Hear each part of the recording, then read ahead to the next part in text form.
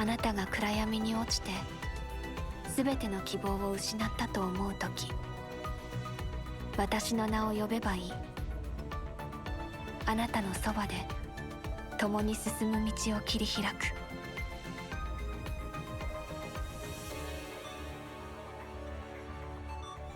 Yo, what's going on, everybody? Xanthos Vikes here, and we are back with some more Punching Gray Raven. Hope you guys had a great day. Yeah, I know, it's very, very late. Yes, I know. And I'm sorry about that. I had a lot going. Well, I guess not really. I just wanted to make it like as much of a relaxing day as possible, and then I was like, shit, I never ended up just getting to have some, like, just some one-to-one time with Punching Gray Raven, especially with the new updates. So I was like, you know what, let's just go ahead and do that right now. Just to, at least get a start on it. Anyway, where we last left off on the main story. Well, actually, let me check what we did last time. If I remember, we had done the hidden story for a fallen star. We got through the whole Eternal Engine thing, which was okay. But again, I guess it was more like just establishing that there are different factions of humanity, similar to like a Rigger's group, that were still fighting for their survival on the planet against the punishing virus. And we also finally ended up finishing the Blackrock shooter event, which I will say I did really like very much. Again, it wasn't too crazy. We're adding too many different characters, although I don't know too much about like Alpha and her sister and whatnot. I still have a good amount of context where I was like, I could still understand where the story was kind of gonna go along those lines. Not like full detail or anything, but it went really well, and I'm glad I also got to have that rematch with Deadmaster one last time before the event ended, because it was still pretty cool. Anyway, for today we're gonna do some of the Watanabe event story, as well as continuing more on the main story. So let's actually do at least one chapter of this one before we continue. I'll say it does look pretty cool. And yes, I already did do the material stuff, because I was like, you know what, I might as well just grind for some mats just to have for characters and stuff. And I did grind for the memories on the website that said I would need if I do end up getting Watanabe.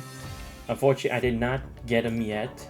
I'm still going to try to work my way to it, but still probably going to take a while, because see, I have like 40 more pulls and I'm guaranteed an S rank at the very least. So I don't know if I'll be able to do that. I mean, to be fair, I do at least have the entire month or so to do it, so hopefully I'll be able to do that. But yeah, anyway, without further ado, let's go here. I think it's this one. Okay, here we go.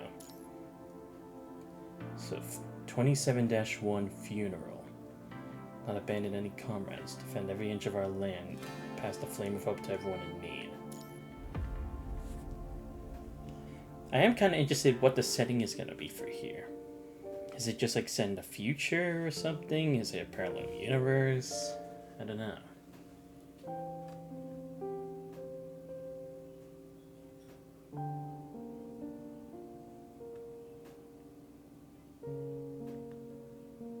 Today we're gathered here to mourn someone important. He was my best student, everyone's reliable comrade, Forsaken's most trusted leader. Despite all our efforts, the 6-month search has brought no good news. All we found were wreckages and the remains of a few comrades. So it was with great regret that I must announce, Leader Watanabe has left us forever. But our fight will not end here. The battle will continue, as it always does. When one person goes down, another will rise to take the torch until we achieve victory and reclaim what is ours. And the monument, Bally's sullen voice stirs the emotions of everyone present. I first met Watanabe during the Golden Age, before the punishing virus outbreak. He was just a child, ordinary kid. I asked him what he wanted to become. He said he hadn't decided yet because he didn't know what the future held or what he would like to be when he grew up. When I met him again, it was not the same. He's no longer the boy from the Golden Age. He said that to overcome disasters and save others, he had to become a different person. As she thought he had given up his original dreams of becoming a soldier since his mother sacrificed herself and the punishing virus broke out. But I gradually realized that wasn't what he meant. Soldier? Construct? Leader? No. None of these were what Watanabe was talking about. He wanted to become a better person. The best person he could be. To become...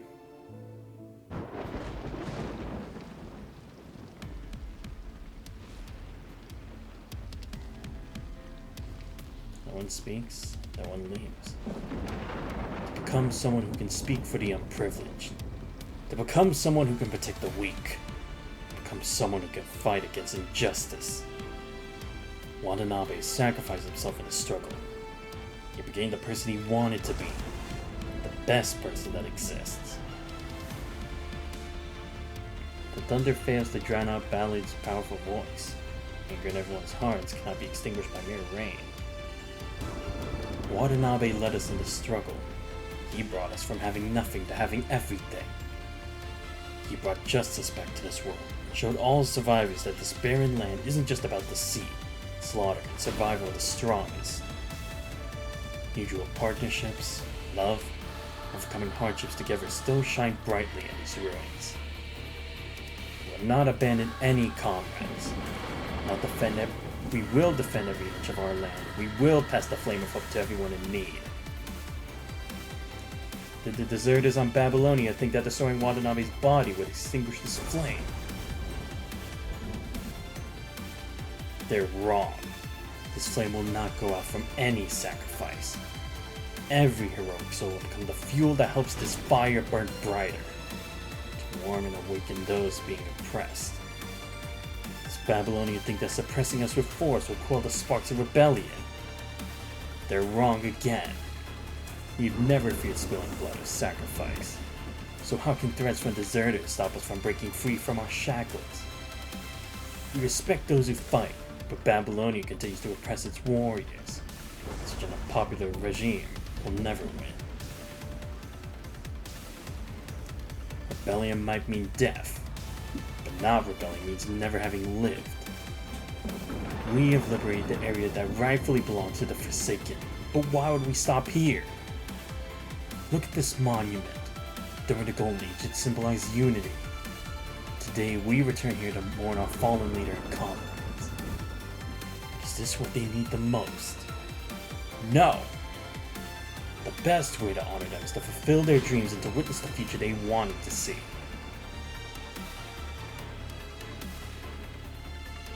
Comrades, oppressed souls are still waiting for liberation in the conservation areas. You know that not all Forsaken members are here today. Just the comrades are holding the front lines, guarding us against possible attacks. So today's memorial is not just a remembrance, but a rallying call for the future. Let's turn sacrifice into motivation to break the rod and oppressive chains. Bring justice back to the world. Restore dignity to everyone. Remember, struggle only has two outcomes for both sides. Victory or death. If we must choose an outcome, then we will choose victory. Complete victory.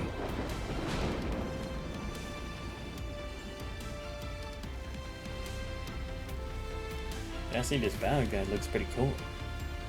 Looks up at the sky. Battle continues, it looks like it's going to last a long time. This weather again.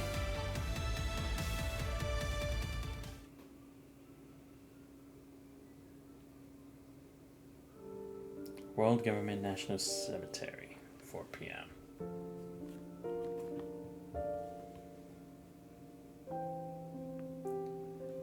Sir, me to see you again.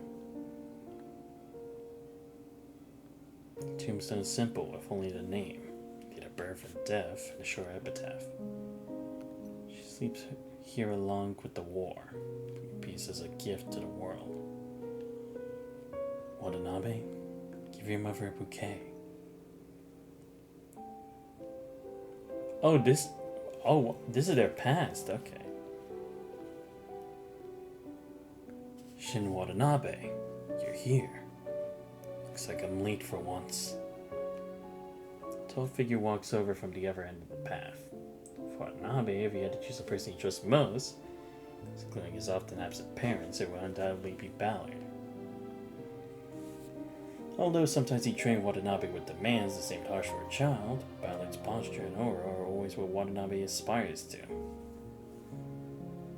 Uncle Ballard. Call me instructor. But today, I'll make an exception. Ballard placed the bouquet in his hands in front of the tombstone. Only then does he notice the 3 other bouquets already there. This bouquet is... It's from Mr. Hans. The cemetery staff said he comes every year, but he always avoids us. You and Suru were his most promising students. You also met Suru Duril. Just before the war, there was a misjudgment that led to the annihilation of Suru's team.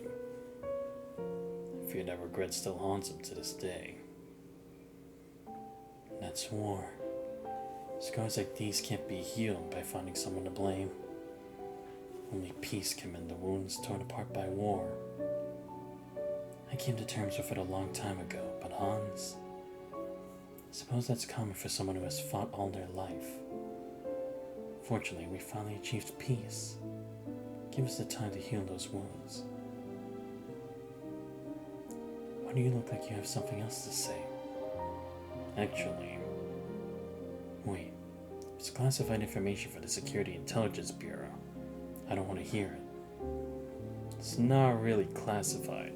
I mean, when Arnold had a shouting match with the president, everyone heard it, including the Environmental and Sanitation Department downstairs.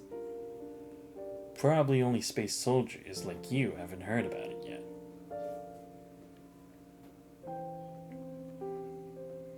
You always talk about Lieutenant General Arnold like this. He's your superior, yet it sounds like you don't respect him much. I admire his achievements in the Security Intelligence Bureau. It's as far as it goes. Privately, I can't respect someone who opens systeming in the office, even if he explained later it was just a joke for Hans and President Trillard. Remember the 6th proposal for military expenditure reduction I mentioned to you last time? Although the Space Force's budget wasn't affected much, her army faced significant cuts. After the last revision of the Joint Charter, those countries relinquished a large portion of their military command. We no longer have external enemies on Earth to guard against, nor do we need to maintain so many national armies. Such proposals pass every year. Is there still opposition this year?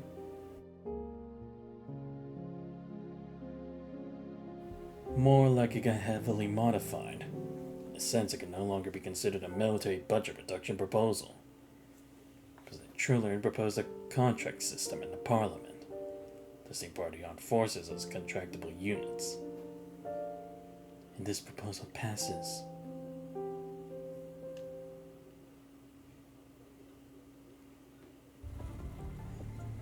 If this proposal passes, those conglomerates and economic entities will be able to meddle in the world government's armed forces. Trillard, what exactly are you planning to do with this proposal? Hans, I thought you'd be visiting the cemetery today. I went earlier this morning since this World Government Executive Meeting is happening this afternoon. Here, new glasses. I met your secretary on my way and brought them for you. I needed these. Didn't think much about it earlier. Now I can finally see the stairs clearly. Why did Arnold punch so hard even though we gave him a heads up? I even chose the executive meeting that he usually attends virtually. This time he showed up in person. Our director of the Security Intelligence Bureau is as sharp as ever. No wonder people call him the Hound. Serves you right. You know exactly who Arnold despises the most. A bill so blatantly biased. You should be grateful that security reacted quickly, or else you have ended up with more damage than a pair of broken glasses. As the president, I can't appear on the morning news with bruises. I have to schedule an appointment for medical consortium to reduce the swelling. Well, excuse me now. Hold it. Don't try to evade my question. There's no one else here. Speak your mind, old fox. We've been working together since before the formation of the world government. I know what you put on paper is never what you really mean to do. Then why bother digging? Actually, you just need money. Lots of it. Industrial stagnation, shaken beliefs, the quagmire of war. The appearance of any one of these would threaten the status quo. The world government bears the load of the whole of humanity. Even the smallest crack could cause this dam to collapse. Dominic and the Science Council have solved the problem of belief. When the world's smartest minds gather to create miracles for humanity, their proposed ideologies become deeply rooted, unshakable as steel. Yet through the military's peace operations over the past decade, extreme ideologies and extremists have lost their means and grounds for survival, freeing us from the quagmire of war. But Hans, while we unified ideology and power, our resources have yet to be unified. The monument beneath the sculpture carries the names of every martyr who sacrificed for peace, a inscription at the base. A world for all. Most resources are still controlled by a minority. These people won't be swayed by beliefs. They are like the fat dragons guarding treasures in night novels, sleeping on mounds of gold in a gate while worrying about that we might one day break into their caves and plunder their treasures. But in fact, we can never use force against them. I figured that means you decided to trade with them. For their own good, they would sell the ropes they would use to hang themselves.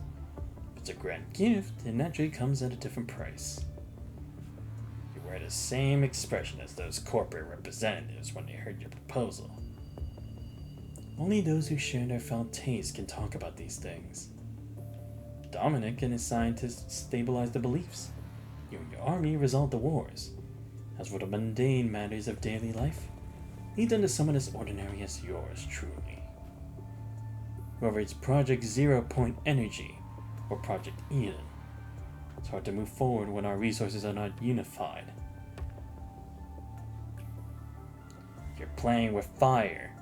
These people are just gonna chuck their manners out the window once they're powerful enough or have what it takes to contend with the world government. But if I can use this fire to my advantage, then I can cook great stuff with it. Naturally, I know just what to do to not get burned. First of all, it's true that the Army has implemented a contract system. Our recruitment and training qualifications are still in our hands, which ensures the scale of mercenaries won't go haywire. Unless they're willing to tread the fine line of that law, and there's very few people inclined to choose precarious lives spent fighting in shadows. This is the most recent story. It has Oh wow, this actually has a lot of spoilers. I mean, to be fair, I guess technically in the BlackRock shooter, if you were new to the game, the BlackRock shooter stuff did have a bit of spoilers between the relationship between Alpha and her sister. But I guess this one's gonna be like more direct about it. It's fine. I'm only gonna probably do like one chapter, then a couple of main story, then one chapter and another. What did you play? Ah, okay, so this is actually stuff for later. I was wondering why it said like 20-something for chapter, and I was like, okay, so it's like, that's like way further in this game. Good to know. But yeah, I'm fine with honestly like some amount of spoilers, because I mean, I do that for the Trail series and some of the other stuff anyway, so just get off my back really. Secondly, the contract system only applies to the Army and some of its equipment. Confined and armed forces strictly to the land. Such a single force is insignificant under a complete four-dimensional strike system of land, sea, air, and space.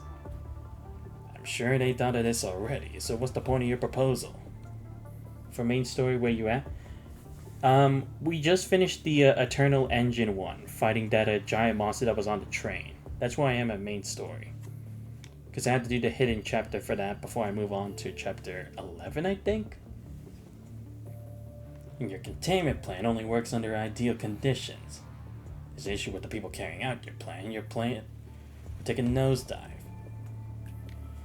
I'm aware of that. It's never meant to be a long-term plan. And they didn't have us in mind when they decided to hire armed forces. When they realize they can't quickly resolve or corrupt the world government, they'll naturally turn their focus inward. Okay, good. What chapter do you think I should already try to be at by now? Because I feel like I'm doing okay. Like, I don't think I'm going too slow, considering it's like I'm at least completing chapters each stream. Some a couple more than others, but I would say I think I'm doing okay. Doing fine? Okay, cool. Let me drink some water first. Already doing a lot of voicing at the start.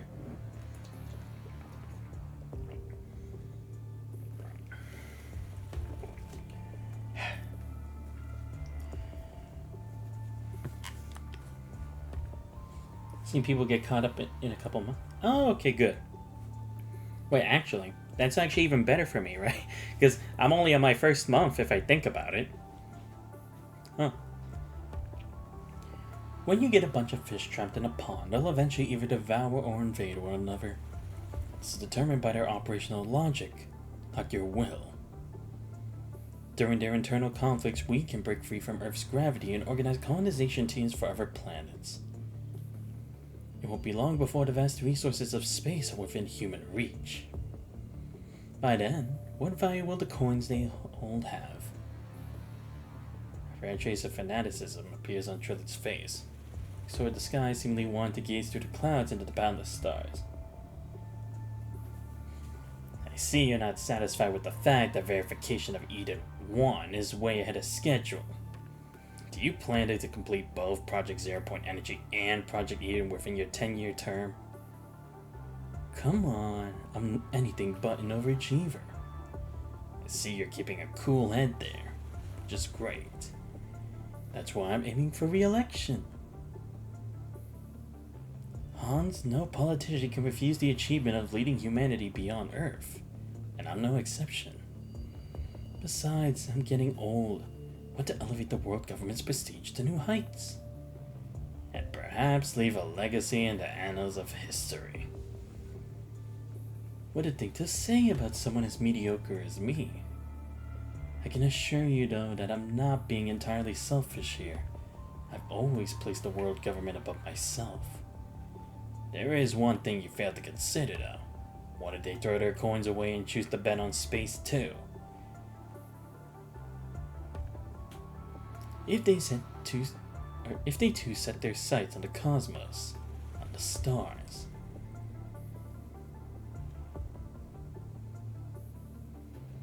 That'd make them like-minded people, no? What would I have to worry about then? Damn, this guy's already giving me the creeps. Shin and Bao continue to discuss the issues beyond his understanding. Both sides begin to drift. Remains under his mother's tombstone. Fierce assault, extremists use an unstable thermal cannon. Hero explosion turned them and the government forces into ashes. In a 400-meter diameter crater, no trace of humans were found. The molten iron and cooling crystallizing rocks. Smoke for the explosion covered the entire city, taking a week to settle. Perhaps that was when the sacrificed truly returned to the soil. For humanity, it was the last day of war and chaos. For the families of the sacrifice, it was their first day of grieving. Why? Why did Mom have to go through those missions when they were so dangerous? While Nabi didn't witness it firsthand, due to gruesome photos and a repeated news broadcast, as though he could smell the gunpowder.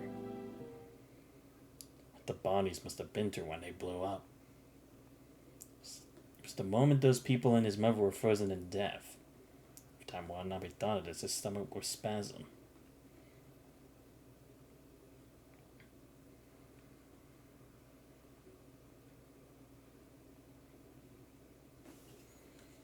I think youngster Watanabe has never seen appears at the site, because this was a responsibility she chose to shoulder. Youngster gently placed a memorial bouquet in front of the tombstone and passed her head in silent tribute. Youngster appears to be a member of the military personnel like Shin, except they're wearing a completely different uniform. Alright, so who's your favorite character you met in the story so far? That's a good question. In the story? That's a tough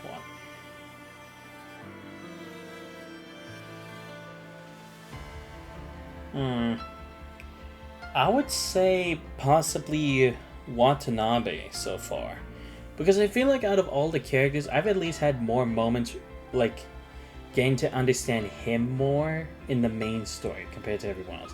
But like you've told me before, I can get more like about the individual personalized stories from the interludes. But like I said, I'll probably have to do a stream separately for those. Because it's like, there's probably a lot of interludes to do for each individual person, like for Lucia, for Liv, and the rest of the team. So it's like, probably that would give me more to think about. But so far, it's like, Watanabe, it's like, at least I can come to understand he is doing it all for humanity. He's not like some, he's not a saint like Joan of Arc. He's not a hero like King Arthur. He's just a regular guy trying to do with any means that he's capable of grasping to survive. He knows some of the things he'll do is wrong morally. He knows that what he's doing would be a betrayal to the space station. They're supposed to be the greatest fighting force considering the constructs they have. But in the end, it's like people need to be able to fight for their own home. They need to understand that sometimes doing stuff like this, you can't just tiptoe certain lines. Sometimes you have to take the risk. Sometimes you gotta have the balls to stand up and man up to the plate in even the most dire situations. Sure, you won't have as much assistance there. Sure, there are higher chances of failing, considering it's like you won't have as much of the resources and stuff. But again, it's like it's humanity's home. It's to continue their existence that he's fighting for, and why he still has the backing of all the people that Forsaken. It's not like we've seen them abandon him. I don't know, maybe later on it could be a possibility of that, but at least for now it's like that's what I would say based on main story. If I had to say second one, I guess it would also be Nanami, just because she's just like always just popping in and out of like the scenes just to kind of like change the mood. But yeah, like I said, I would probably have to like get more into the interludes to know more about the main team and other characters too. So it's chapter 5 for you to read because it has a lot of flashback that are technically in the past. Oh, okay. So it's more like just like character lore and not too much like actually affecting the main plot yet. Gotcha. Nabe has 2 interludes in the arcade and responsibility, you said. What about her responsibility as a mother and wife? Nabe seeing the youngster for the first time. He's feeling a strange sense of familiarity with the young person. Nami knows he should be exercising his vigilance, and yet he finds himself asking this question that's been in the back of his mind. There are many soldiers in the world who can carry out missions. To my father, she was his only wife.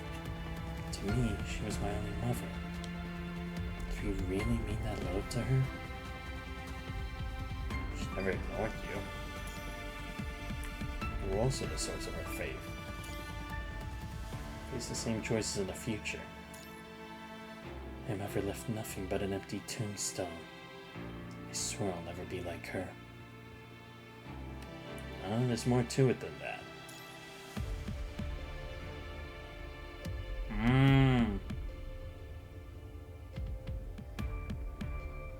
Rain continues without warning, weighing on the boy's heart. Watanabe, I need to go. His father's voice comes from somewhere nearby. I notice that he and Ballard have already reached the cemetery's exit. Alright. Turns around and sees that the strange youngster has already moved to the next tombstone, offering another bouquet of flowers. Through the hazy rain, he vaguely makes out a symbol of a shield and a wing and put it on the youngster's cloak. Watanabe? Let's get going already. Come. The rain, the young officer's figure stands like a lighthouse at sea, like the tombstones forming a cluster of reefs. Lonely yet resolute. Aeon Reforged. Chapter 27. Wow. Wait, this actually is chapter 27? It's wild. 2,900 days until... What? This is before... Ah. Wow, is that long? How many years is that? God damn.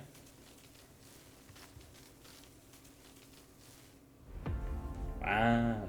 Okay. There's so much of the reading for that part.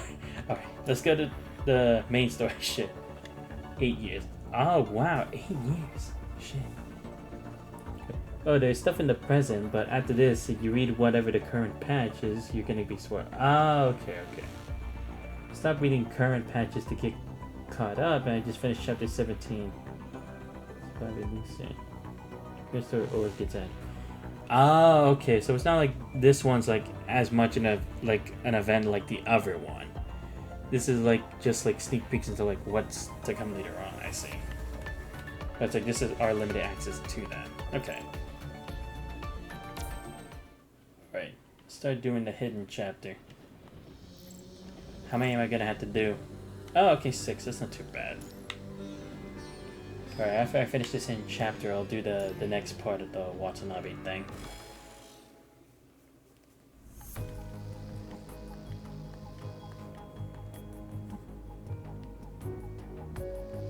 Sophia, I'm counting on you.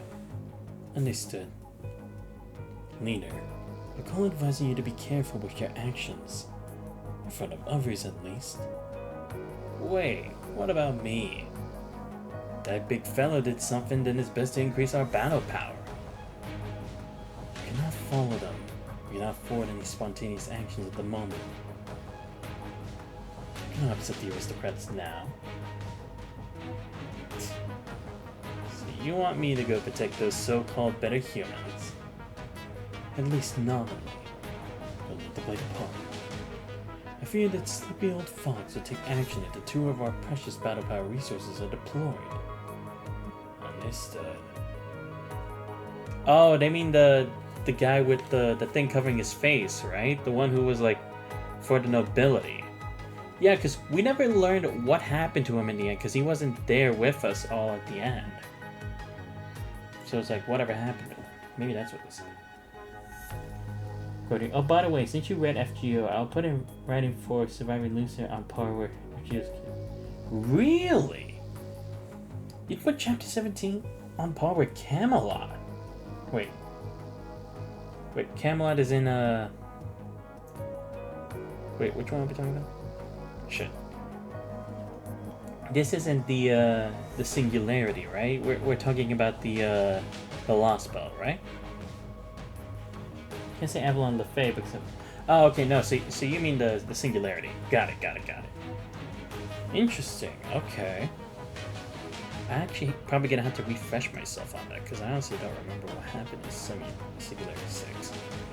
I know the gist of it, but...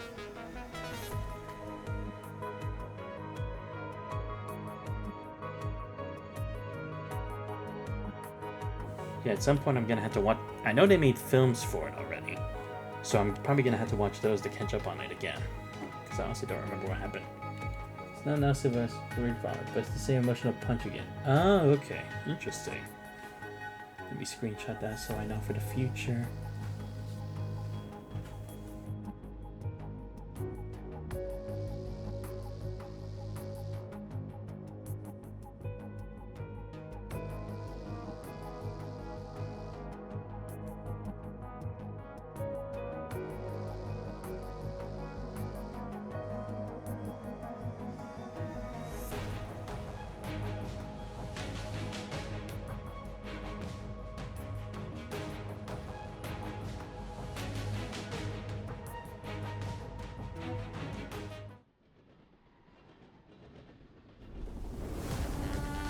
Chapter 17 lives up to reputation as peak PGR. Really? Wow, now you got me curious. Alright, let's do this.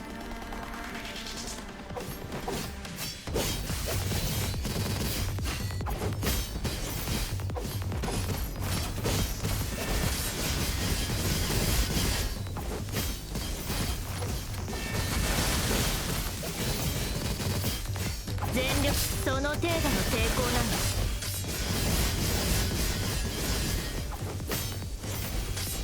風より解かれる力、我が刃と化せ。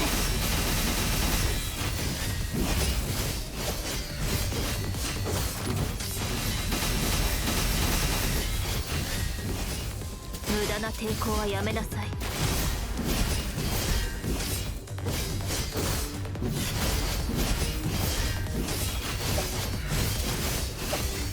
無駄な抵抗はやめなさい。 Funny, that's their 5-star weapon, right? Yeah, it is. And before you ask, yes, I already was able to unlock a level 6 weapon for a character, but regarding that, I actually decided to give it to Rigor instead. Because I was like, okay, I'm already really good for my Crimson Weave, and I feel like I would just have to, what was it? I feel like for Crimson Weave, the only real thing I would have to do for the moment is to level up her memories. So I decided to just get Rigor's weapon because I was like, okay, Rigor probably needs the most improvement. And I could really do to get her numbers and damage up more. At least that it's more of a necessity compared to Crimson Weave, who was like, I don't have to do too much to make her better. And again, then it would just only need to like focus on my skill. So that's why ultimately I ended up going with leveling up, or not leveling up, but getting Rigor's weapon. Because I thought at least I can make her on par with some of my better characters. So then I can use her more often, as opposed to like just only maxing out the one character, you know? Plus again, it's like probably later I can get Crimson Weave's weapon anyway. Will you roll the weapon? No, I haven't done it yet, but it's like, when I can accrue the tickets to increase my chances of getting it, then I will. Because at least I can get it in-game through like rolls and stuff, you know? And probably the luck isn't as bad as like when you roll weapons for Kenshin, so I was like, that's probably my best strategy. You have a weapon? No, I don't have the Crimson Weave pet yet. I haven't even thought of getting that yet. I probably will at some point, but just not now. It recruits weapons. Oh, okay, good. The game gives a free weapon selected with Rigor's weapons, so you can get... Ah.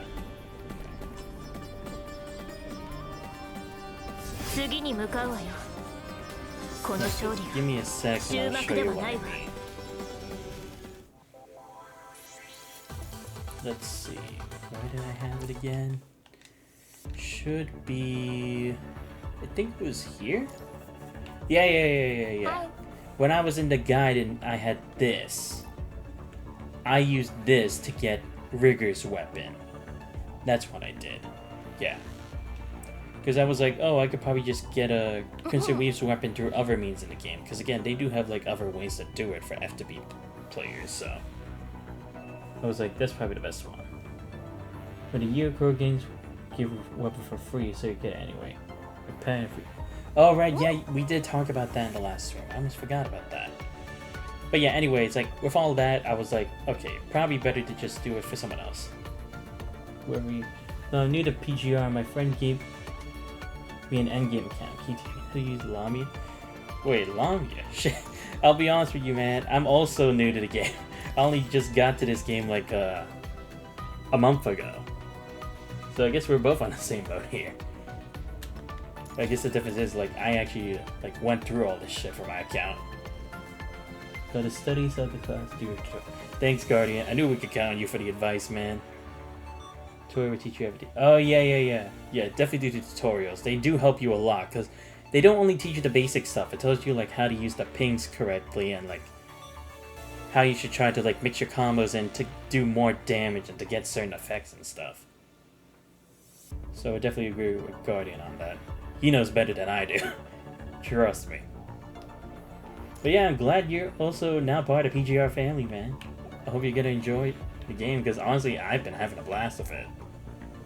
Spire 2B also makes video guides so you guys will watch this and let me go. Oh, okay, Spire 2B. I need to see. I don't think I have Lamia, but I don't even know who that is. Oh, this one. I see. Oh, right. Wait, when did she come out?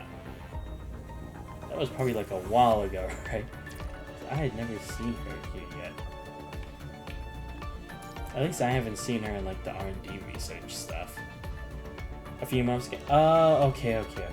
Oh, okay, so their account isn't like too far long off. Gotcha. Alright, let's continue with the main story. She came out in July. Oh, I see. Oh, okay, so yeah, it's not even that far off. Huh. Good to know. Alright, anyway, back to the hidden chapter. Oh, wow, I'm actually gonna get to play as her. Okay, cool. Sophia, quick! The roof! Chungyu. What happened, Chungyu? Well, Spy to be Twitch. Wow, really? Damn, you're around everywhere, aren't you, Guardian? Jeez, you're probably one of like the main senpai of the PGR community, aren't you?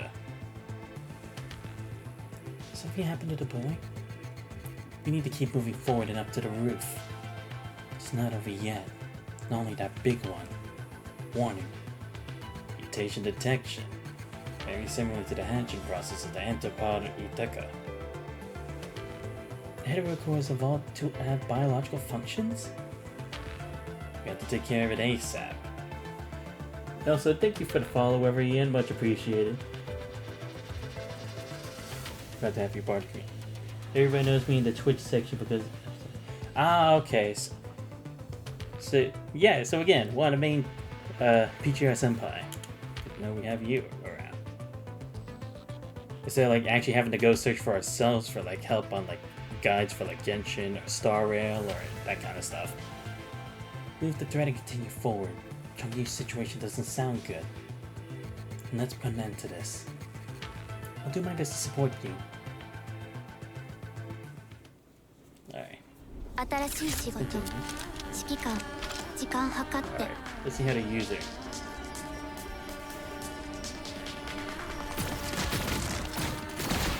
Nope. 分解する。 Nope.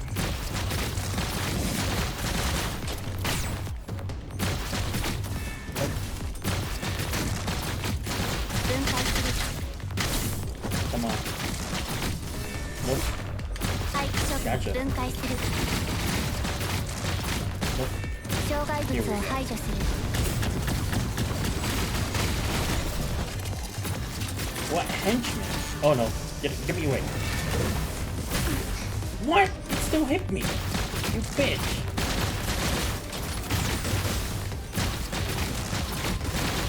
廃棄処分。 Oh shit. Nope.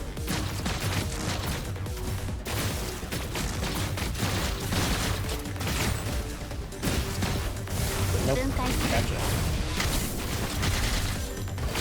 障害物を排除する。 Yes. 廃棄処分。 Oh my god. Nope. Oh, it's gonna hit me. I was wondering why I did that last time, but nothing happened. I guess because I didn't attack it at that time. It occurred. Oh shit. Oh, there 分 we 解す go. る。 Good. 任務完了。指揮官、難 The 点。 PGR subreddit has questions mega thread every day for people, so you can always get there. Listen to my student. Yeah, gotcha. Oh, okay, cool. Thanks, buddy. Appreciate it. Alright, next. Obstacles. This way. I can see the stairs to the next level. You can get to the roof through here. Chunkyu's there. Careful. Looks like we're getting close to the source of danger. Dropping corrupt on us again. Man, I found that wrong. The rail heterozygote up there is releasing more and more corrupted into carriages. Is it trying to claim this train as its nest? You've already seen enough with the guy. It's something I wish to never see again. Let's take care of them and move on. No. There's no time. I'll create an opening so you guys can go up to the roof first. Chungyu needs backup now. about you, Sophia? I'll catch up with you as soon as I'm done here. And that thing is right on top of here, and your team is more suitable to deal with it than me. Please. Alright. If you require assistance, please let us know immediately. Come to your aid once we ensure Chongyu's safety. Go ahead and study, select this class, relate trial, and try all the battles twice you got before, and then option menu under ever. Turn off battery wheel.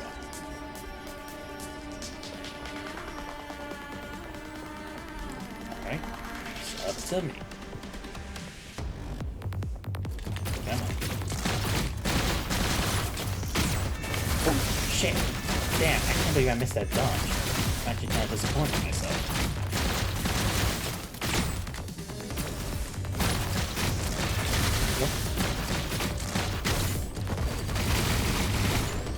There we go.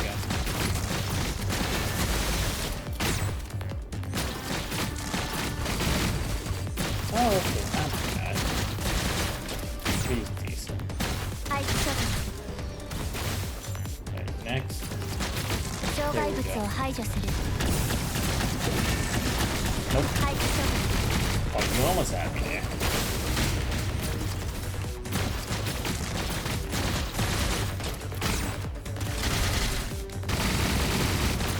There we go.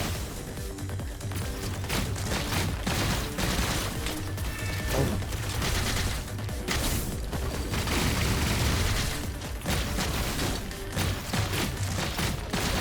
Come on. Nope. Gotcha. Are you trying to Watanabe or are you rolling something else? No, I'm trying to save it for Watanabe. Because I already tried rolling for him twice. Unfortunately, I did not get him. So I'm trying to save it now to try to get him later. Trying to get as many tickets as I can by doing main store and all sorts of stuff. In the meantime.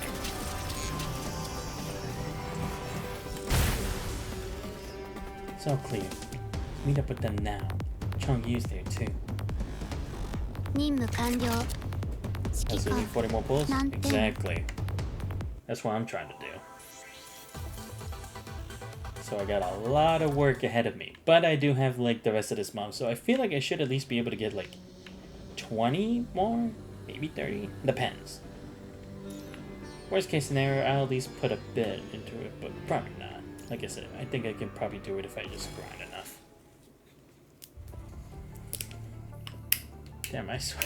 This one game is one where it's like, I'm always like talking so much here because of like the voice line, or like trying to voice what it's written down.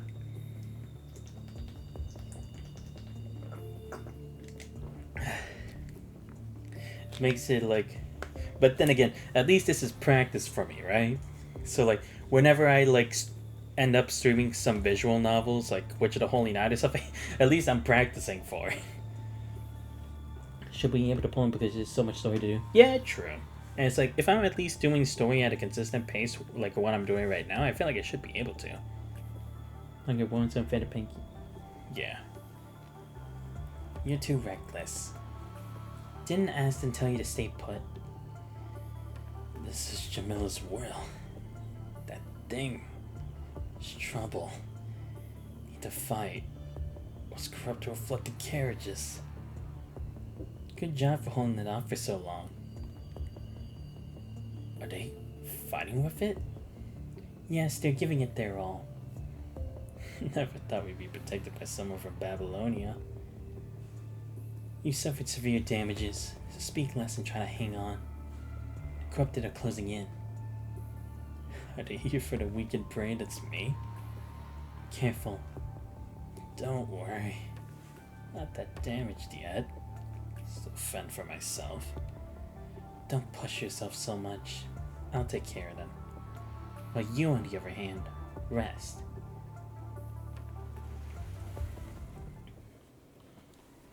Dante 607. Alternative interpretation game mode as well. Something says here and then just yo, what's up, Dante? Welcome to the stream. I hope you're having a good day. Or I hope you had a good day. Well, then again, I guess it depends where you're watching this from. Because maybe it's morning where you are or something. Its shells hard to break. Liv, can you identify its weaknesses? I'm trying. Can't go on like this. Raven's finding the course head around us. If not the corrupted, Sure they won't bring any trouble for us.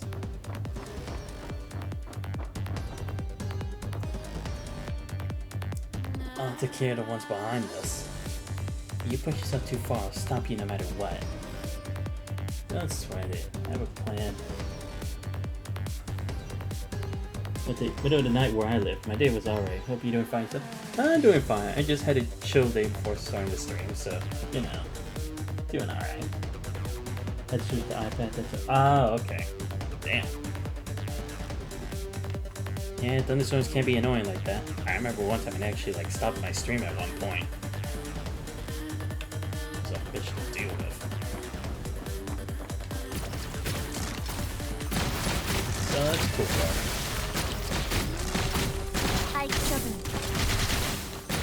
Alright, come on. Next.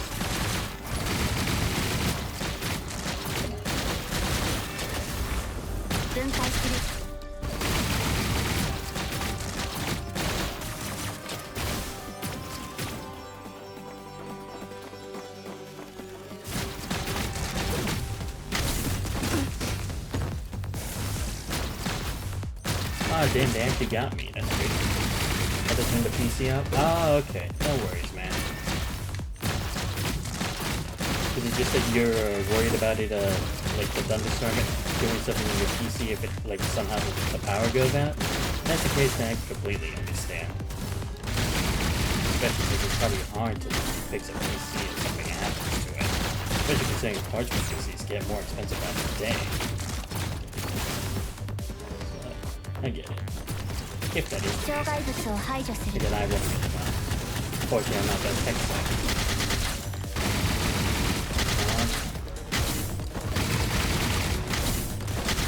Keep going. Oh shit. Gotcha.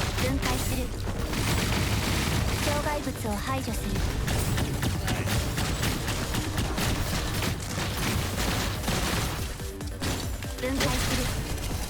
Oh no. Get away. There we go. Chungyu. Ooh. There's a guy better handle of that.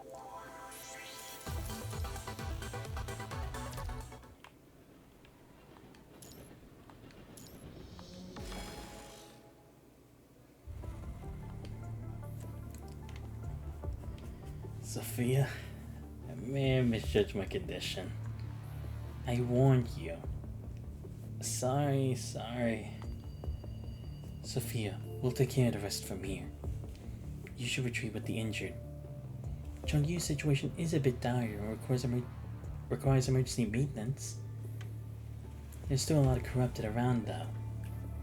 You'll be in danger. Having an injured person here will just hinder our performance. It's our best option. Don't worry, we'll protect everyone. Sophia, you need to bring Changyu back for maintenance.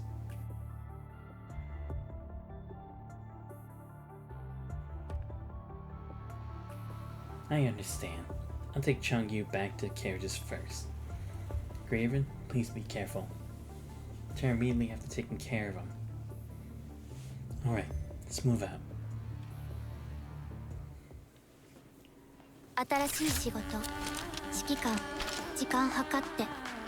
Sorry, dragged you down. Then save your breath. You have to deal with your wounds first. You okay?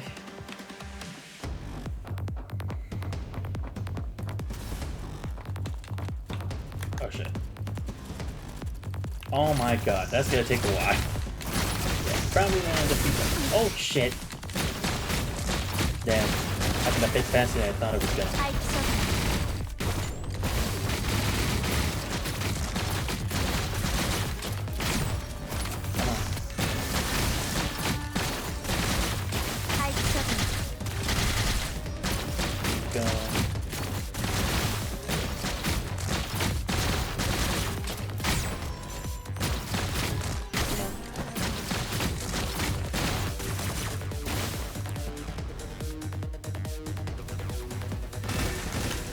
Shit. Damn. Oh. 害物を排除する Yeah, I'm gonna have to take care of a couple. Oh my. No! 分解する It's because I'm getting too close to that area. It's just automatically trying to make me do healthy. I'm like, no, I'm not trying to do that yet. Nope.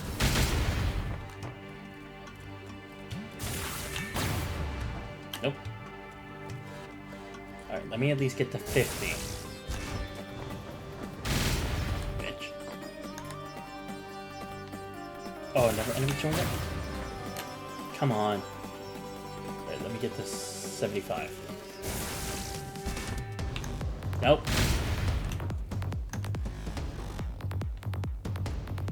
Okay, got it. Moving on.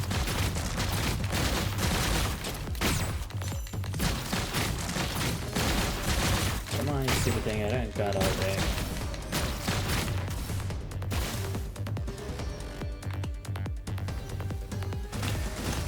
Nope. 障害物を排除する Nope. 分解する Nope.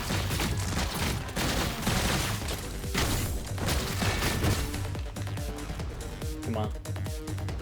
Almost there. Yes. There we go. Whew. Not too bad. 任務完了指揮官難点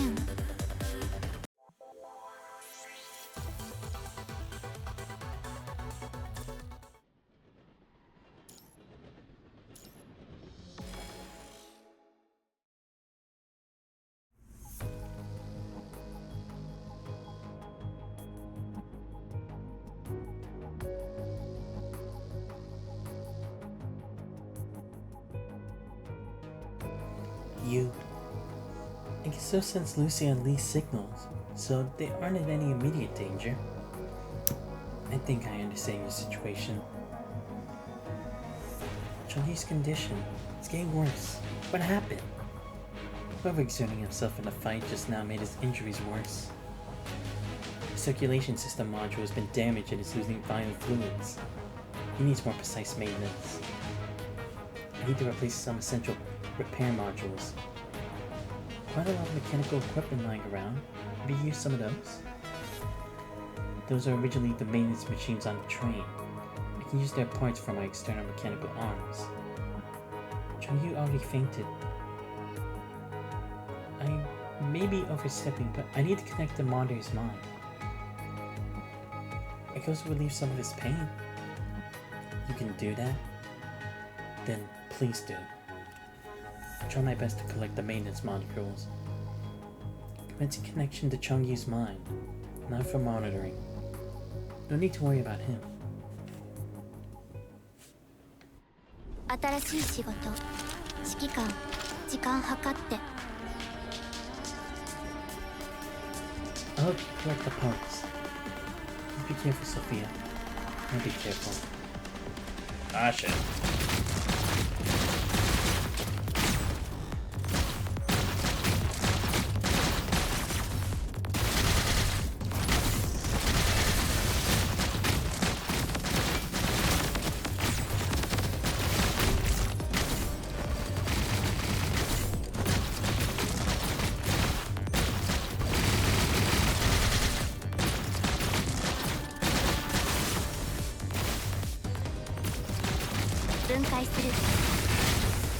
障害物を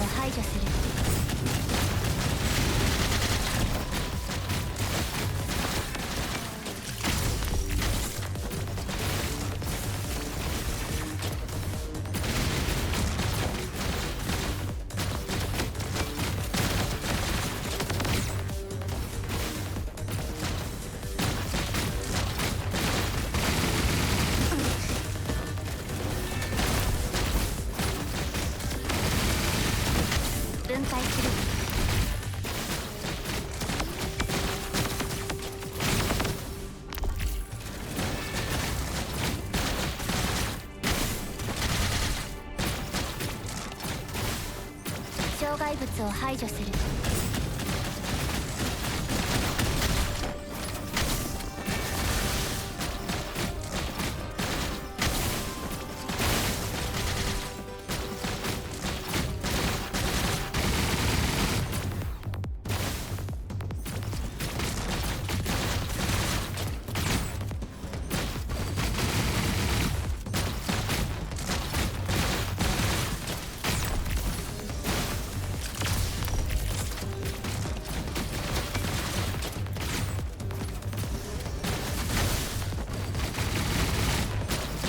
物を排除する。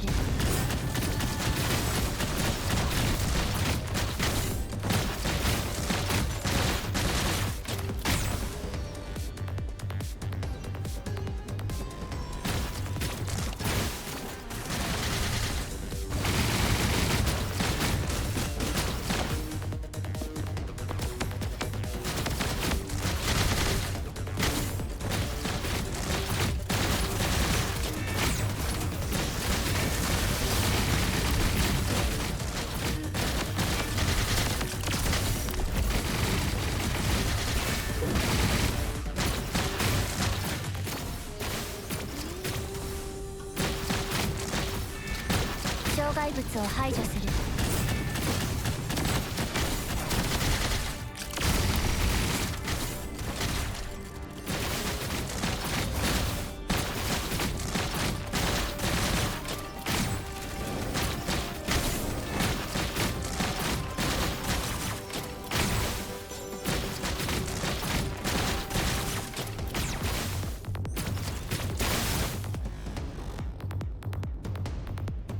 任務完了。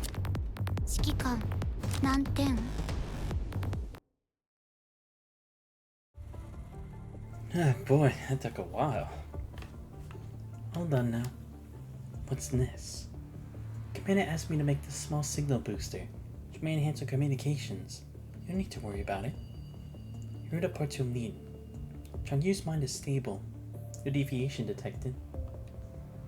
But it still needs to be repaired as soon as possible. Thank you very much. These resources, we should be able to start repairs immediately. I can help too. Your frame is already connected to the system, so I can send you the real-time readings directly. Thanks. That'll be very helpful. You're welcome. Hope each other is what we should do. There are still many corrupted nearby. Just we fall back to the carriage behind once we finish. We'll also need to perform some self-maintenance. Understood. I'll be quick. Oh, okay. Wait, is that it? Oh, okay. That was gonna tell us about what happened to that other guy. Whatever. Guess it's not too important for now. Maybe. Or maybe we'll see him again later with the Ascendants. Nona or Boros. Okay, so we got Arclight, Kamui. Don't know who this is. I want to say it's Lucia, but it probably isn't. But before we do that, we should continue our Aeon Reforged. Golden Age. Next target is the stars. Where do we go from here? Something people never stop talking about no matter the era. Where does life originate? How is consciousness born? Is it the end of the universe? And where does human civilization go?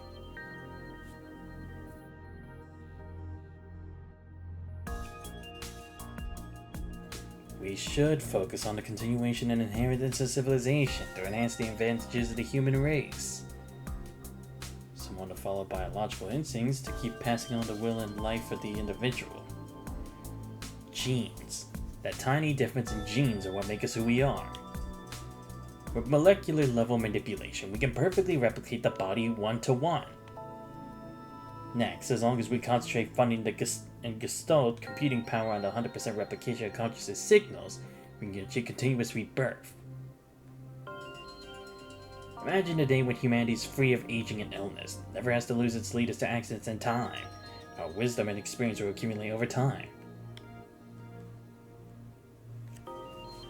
Getting sleepy and this is spoiler territory for me. I haven't started yet, so wish y'all a good night. Like the PG. Alright, thanks so much, Dante. And I completely understand if it gets a bit spoily for you, but so thank you for hopping on the stream anyway. Yeah, I hope you have a good night and good luck to you too. Or actually, wait, you don't want to do the PGR? Oh no, that was wrong. But yeah, have a good night, Dante. Thanks for hopping on the stream. See you next time. For a stream, no problem. Anytime. Someone to break the shackles of the mortal body through self-modification.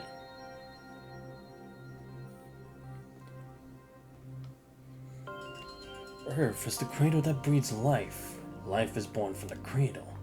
The atmosphere protects us from cosmic radiation, with abundant organic matter to keep our cells from hunger. But what is the world beyond the cradle like? What will we rely on to face deadly cosmic rays, the vacuum, and ultra-low temperatures? Move the entire ecological cradle into the sky? That would be a lot of work.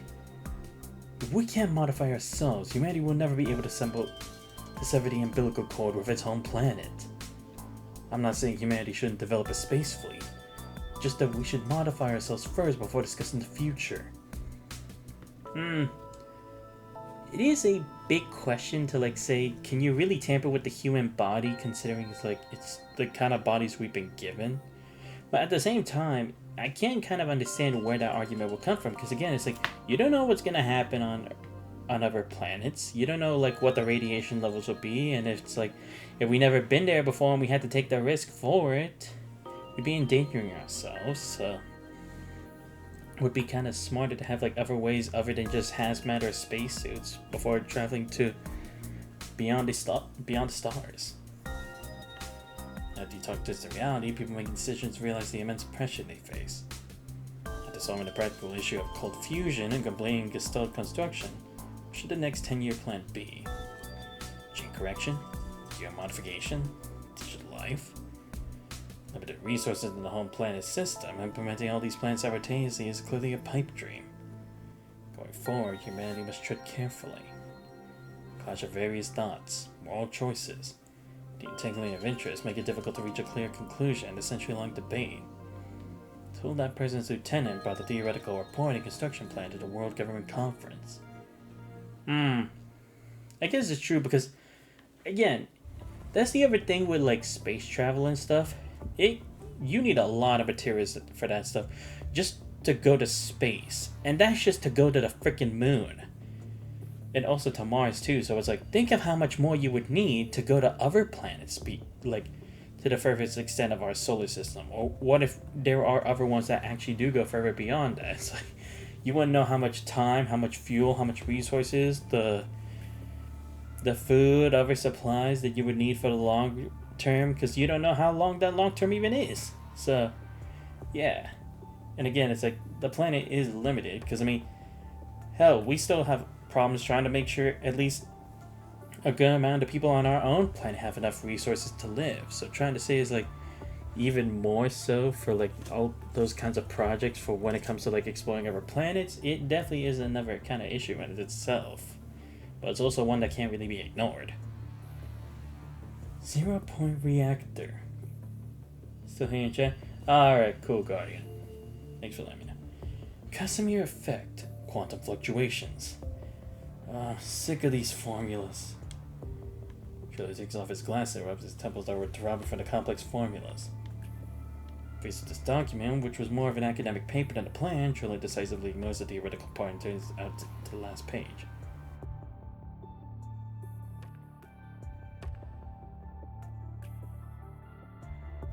Energy can be extracted from any point in space and converted into the form of energy needed. Upon reading this, Trillard's pupils dilate slightly.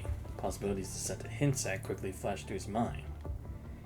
As a politician, especially as the first president of the world government, he can't show any bias. Puts his glasses back on, masking his inner excitement with the usual mild demeanor. The application of 0 Point energy sounds like fantasy, but there shouldn't be any doubt as to its authenticity since Chief Technician Dominic was the one who proposed it. However, with our recent completion of the energy revolution and mastery of cold fusion, upgrading the energy industry might not be the most pressing issue for humanity. So, could you please explain the necessity of this project? Researcher Nidhart.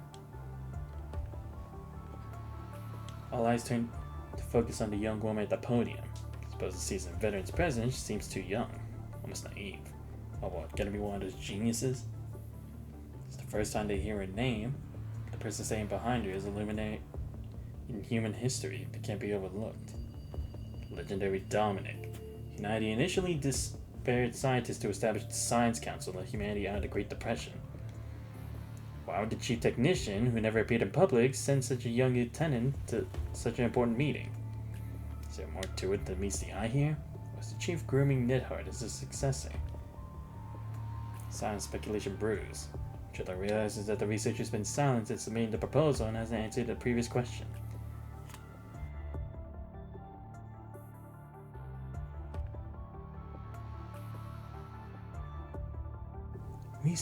Researcher Nidhart. And also thank you down to 607 for the follow, much appreciated.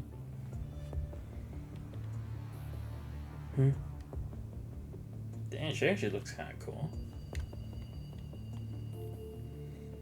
Have you finished reading the proposal? Thought it would take at least another half hour. With his sharp eyes, Hans notices that Nino has turned off the alarm on her wrist terminal.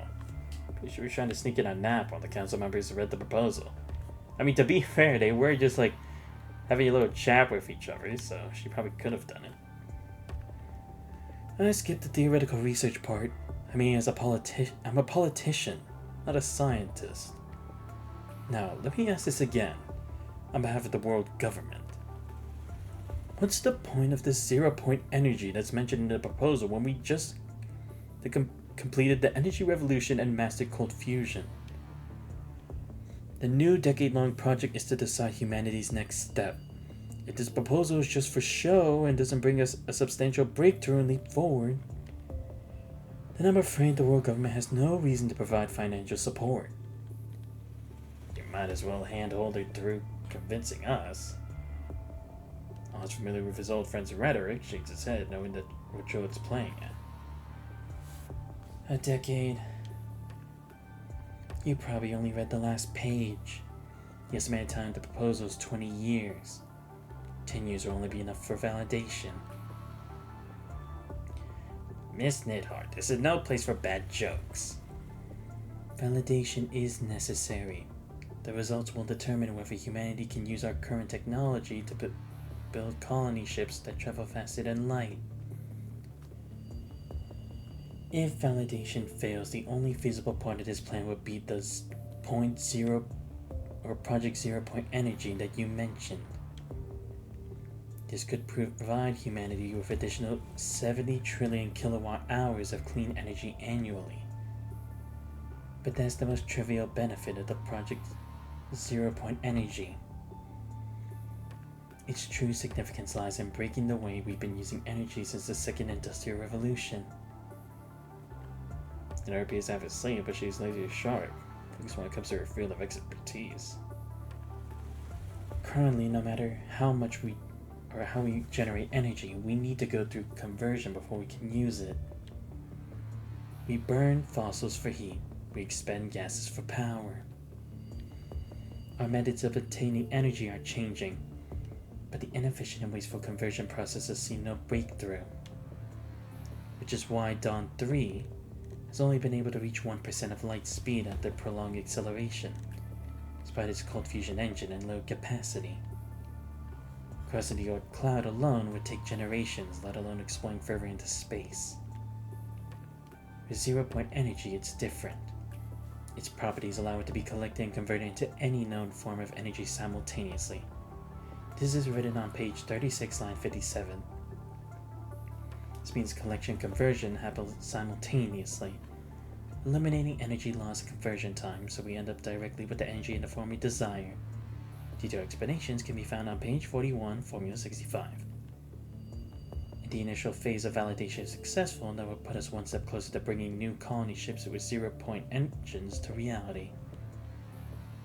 Our ships could break the 10% light speed limit, and in the future, even surpass light speed. Please refer to pages 79 to 92 for details. That's about it. Any more questions? Well, you can probably find all the answers to your questions in the proposal, though.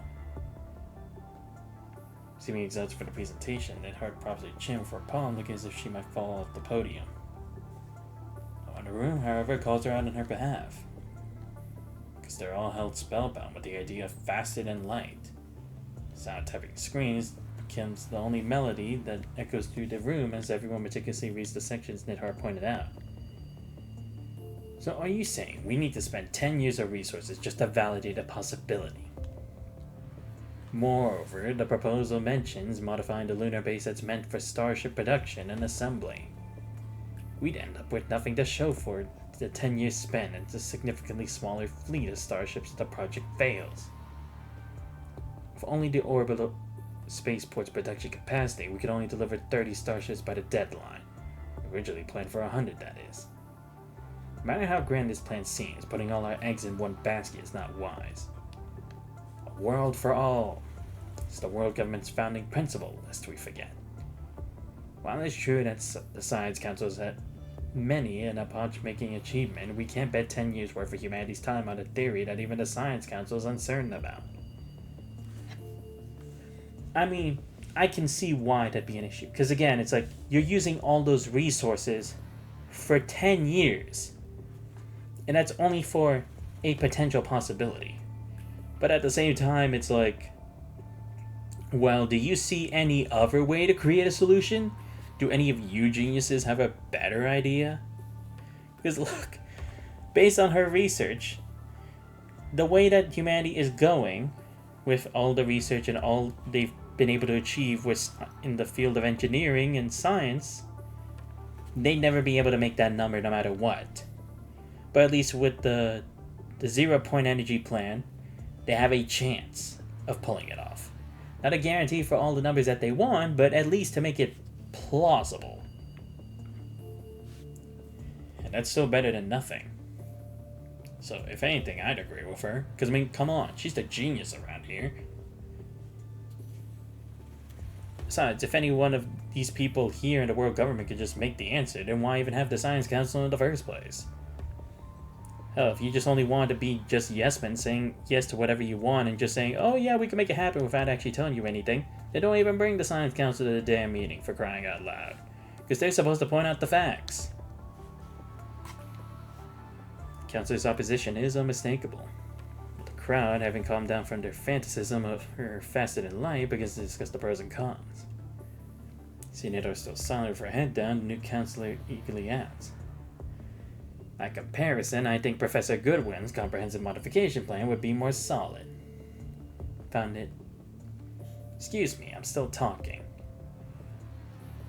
First of all, I'm here as a researcher, and I would greatly appreciate it if you could address me as researcher Nidhard like the president does.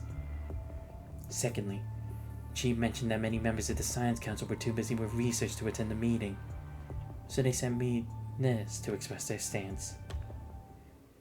Now, it's what we call a petition, I presume.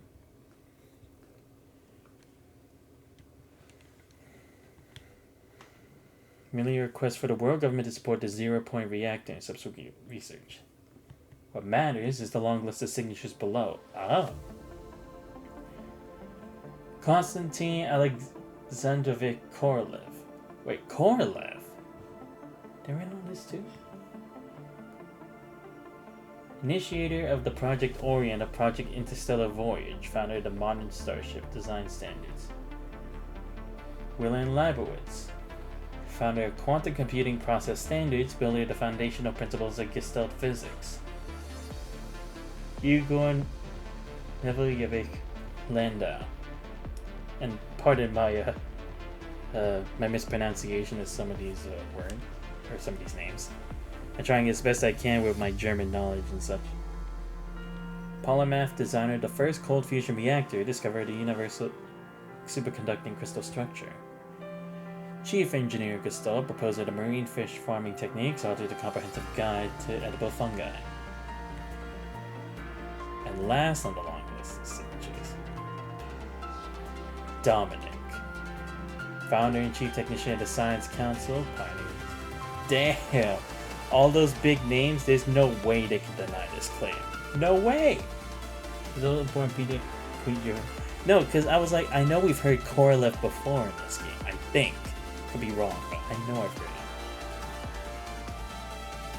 Propose a cold fusion theory and its practical application, create the first strong AI machine.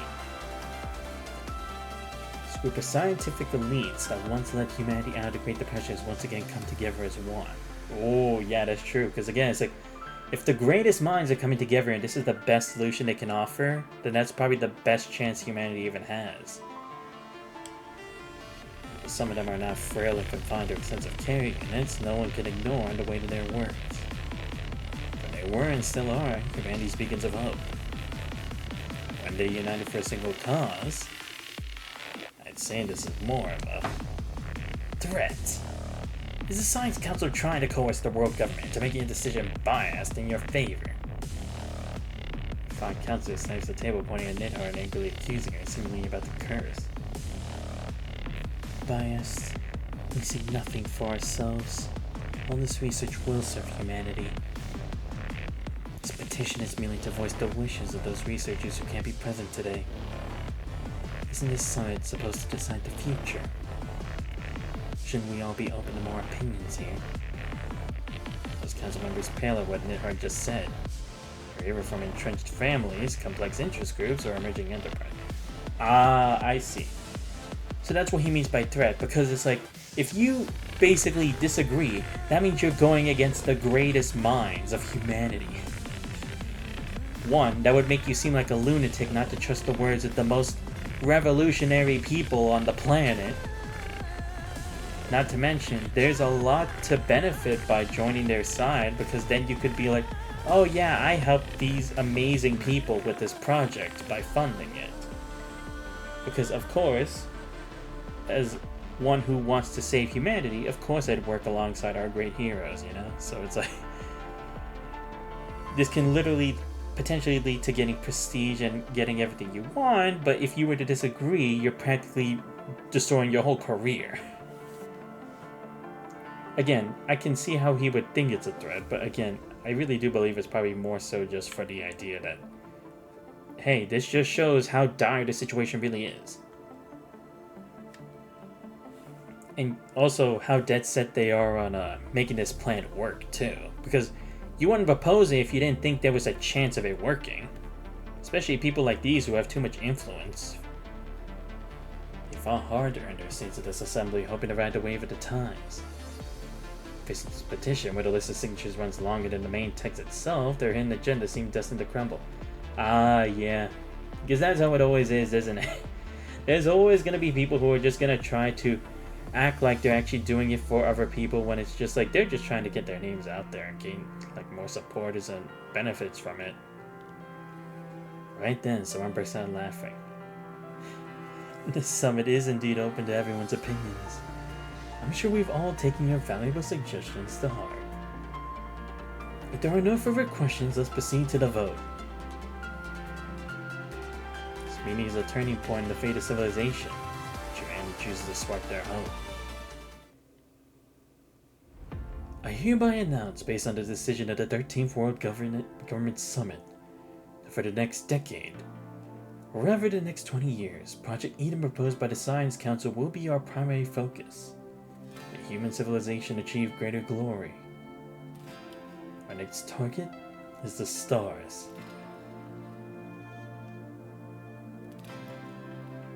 So unaware of the impending disaster, everyone cheers for his supposed grand future down the road. The first year of Project Zero Point Energy, sub-project of Project Eden, officially launches. Led by the Science Council, it aims to establish 5 experimental zero-point reactors worldwide to verify the reactor's reliability from multiple perspectives. In the second year, with support from Trillard and a few proponents, Project Eden makes significant headway. The same year, sites for the construction of zero-point reactors are selected. Theoretical verification of the zero-point engine begins. In the third year, theoretical verification of the zero-point engine is completed, making the construction of engines using zero-point reactors theoretically possible. In the same year, construction of the prototype ship capable of carrying a zero-point engine, the Eden-1 colony ship, begins at Tsiolkovsky Aerospace City. Fourth year, the Eden-1 colony ship completes its hull construction, followed by a year-long series of verification. In the fifth year, Project Eden achieves significant breakthroughs.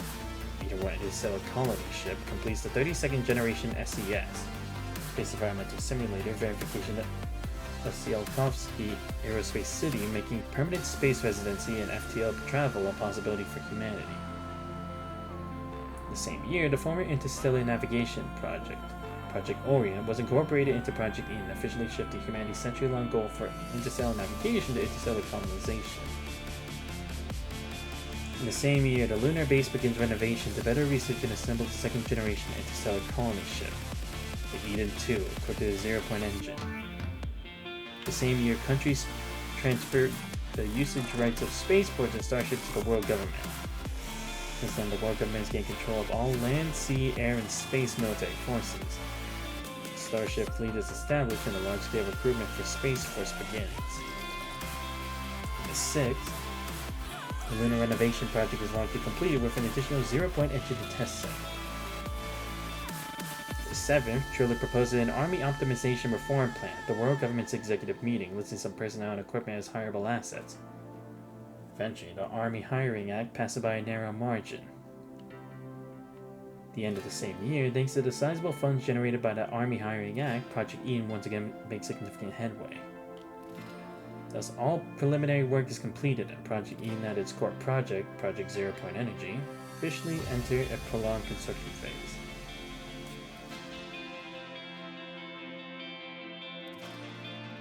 In the 10th year, due to significant contributions to medical consortium reform, the civilian application of Gestalt, educational promotion, and army reform Trillard, supported by various factions, successfully re-elected as president of the world government. In the 14th, Project Aeon makes another breakthrough. The second-generation interstellar colony ship Eden II is assembled at the lunar base. With a temporary installed cold fusion engine, successfully launches and enters the lunar synchronous orbit, awaiting the completion of the zero-point engine. The same year, the Science Council announces that the first ignition of the zero-point reactor will take place within a year. Politicians, merchants, soldiers, scientists, engineers. Project Aeon is suddenly the talk of the world. So much so that even children are talking about it based on what they see on the news. All eyes upon it, Project Aeon is now in its 14th year of implementation. Also at this time, a certain young man celebrates his 18th birthday. So now, connecting back to Watanabe. Damn, this part's long! So not as sharp as can be. It's gonna be your hairstyle. Hair no longer than 3mm. So a new recruit should look. No way. The hairband was lifted 2 years ago. We've been getting new recruits that look anything but since they put the contract system in place. Last time I visited the training base to see an old friend, I saw someone training with hair gel on. Like a discipline. Why are we still trying to keep that same hairstyle when functional armor is in such widespread use now? And why are you giving me this uniform ahead of time?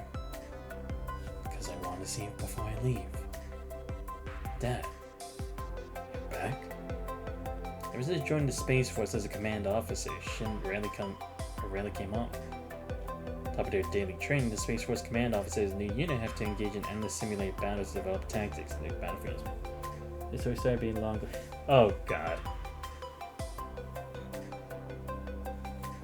Most of them don't return to Earth for half a year or even a year. Most of the time, brief conversations via satellite phone are the only interaction Shin and Watanabe have. We still only have half a day like we usually do, but I'm not gonna complain. Balor, thank you. Don't mention it. Get us going to the Oasis squad and I happen to know someone in there. I was a bit surprised that Watanabe decided to be a soldier now. Did pass the test and all, but... How's your hemophobia treatment coming along? Not fully cured yet, no? Well, I passed partially because they went easy with the recruitment criteria again this year. I mean, we're seeing fewer people these days join the ground force to deal with terrorist remnants and drug traffickers. The contract system is a much lower standard too. We're pretty much there just for show, so to speak. According to Gestalt's career recommendation, this happens to be the most suitable for me too. Well, it doesn't say anything more, having trusted by Shin to take care of Watanabe and train him according to his own habits, he knows that Watanabe indeed has what it takes to become a great soldier. Probably also why Gestalt came up with the career recommendation for Watanabe. In the Golden Age, people no longer need to rely on talent to prove their worth as they did before. People care more about interest or what they want out of life when deciding what to do down the road. It's clearly not an area where Gestalt, programmed to determine situations based on profit and loss, is able to provide advice. Son, it's not too late to call it quits now. You don't need to follow the same path your mother and I did. Bella did tell me that you were gifted, but being gifted doesn't mean you have to let it dictate your future. Talent sometimes comes with excessively high expectations. When those expectations exceed your abilities, often leads to devastating failure or unbearable pain. I don't want to see you end up cursing your own talent. Are you talking about Mom? Dad, I know I shouldn't make you worry, but I didn't accept Gestalt's career recommendation without thinking. It takes long-lasting peace to heal the havoc wreaked by war. That's what you told me. I'm not a witness to war. Very grateful that I'm not. This also means that I can't truly feel the difference between war and peace like you and Uncle Ballard. I'll never understand why Mom chose duty over life. What was the belief that Mom left behind? So many people in the world, why'd it have to be her? Think you, Dad, understand Mom of all people? Just that you can answer that question. But I think this wall of experience will always stand between us no matter how hard you try to explain it to me. That's why I figured that if I became a soldier, even just a mercenary, I'd come close to understanding her. When I fully understand her choice, will I be able to bid my last farewell and to face my wounds, so now overlooked and forgotten. It's my choice. Looks like I underestimated my own son. I was gonna give you the second gift if you gave up. Now it seems unnecessary. What's this writing on this? Remember the past, but never forget the future. Even if you resolve to move past your wounds, never forget they existed and that you're doing this to move forward or toward the future. I'll keep these words in the back of my mind. I wouldn't speak so fast if I were you, young one. Your current resolve is half-baked. When you can hold on to your beliefs in the face of a real crisis, it's when you're worthy of these words. Little did they know that they would soon face a real challenge. 350. Wow. Oh shit. I see. So this is probably going to be his evolution to where he ended up. I see. Cool, cool. Alright, let's continue with the normal story. Oh my god, I swear. Again, this is just my practice for before I stream visual novels. Because that's gonna have like a lot of fun. What the hell? This music sounds kind of creepy. Nona Ouroboros. Boy, not Ouroboros again. I swear I deal with too many people or organizations of Ouroboros. Chapter 11.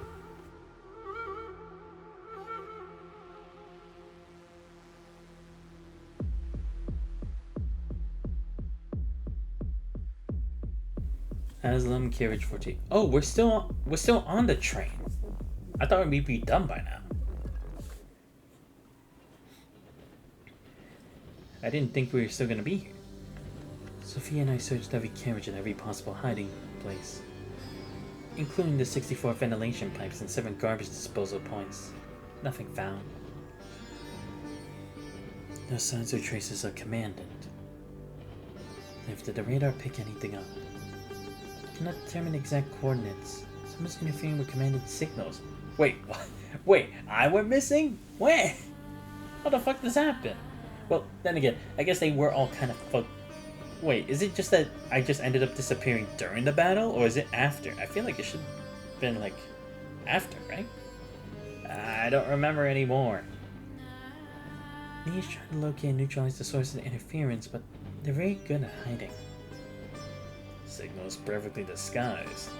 Whoever's doing this must be very familiar with how our radar positioning system works. Let's not that down first. Right now our priority is to locate Commander.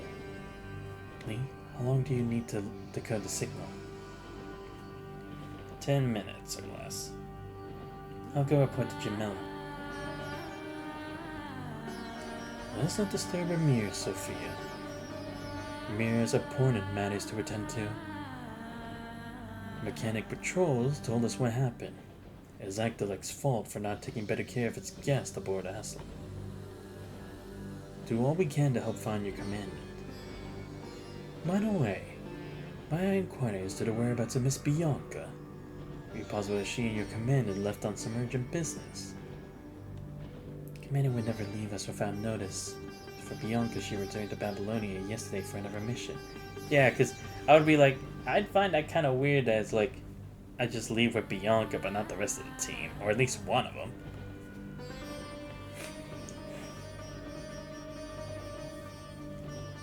So Bianca's departure does not coincide with the time Commander went missing. It wouldn't be those rebels, would it? Damn, Ashlar has vanished as well. Signals from Commandant's mind beacons fading. Calm your mind, Liv. Oh, you are registering as 4.275% mind deviation. Try to stabilize your emotion modules. Wait, something? Where did you last see Xanthos? Here. Agdalec stores all kinds of spices for trade. Foreigners can't tell the smell apart, but I can. And I'm all too familiar with this scent. The smell of a knockout drug. A fucking course! Methoxyfluorine and other chemical substances detected in the air. Effective on humans, but not on constructs. Simply a cunning trick. Those psycho boaters are finally sticking their oars here, huh? What do you mean, Chong Yu? I'm afraid your commandant got bought, much like how I got sold to this place. But how does call it? Get off this ship. What are you talking about, Chong Yu? Interference cleared. Commandant located. Signals moved toward the port of City 9. Tried to pull up info about the city from the database, but I don't have the clearance. When the name Satong Port and Kowloon Chamber of Commerce showed up. The KCC. I knew it was that ship. Looks like you're in big trouble, Grey Raven. Wait, what? Oh, come on! How have I gotten into this time? It's a familiar feeling. I swear. If I'm not just like getting passed out after falling off a boat, I'm getting kidnapped. And that's everything about this mission. Given your excellent solo compatibility, I believe you're the best person for the job. It's a covert mission. The enemy might make a move anytime. Keep this confidential, even from your constructs. Why? It's not that I don't trust your team members. It's just that for this specific mission, going with the flow will save you a lot of trouble. Wait, what? Let me see this. So I was given a solo mission. Wait, what? Why am I on a solo mission? What am I capable of doing? That's different. Oh, is this gonna tie back into like what makes the commandant so special, right? Because again, we still never really got around to how did I end up in Grey Raven? Because again, it's like, what was it? I think it was Karanina and the others. They were like, no, I don't think it was them.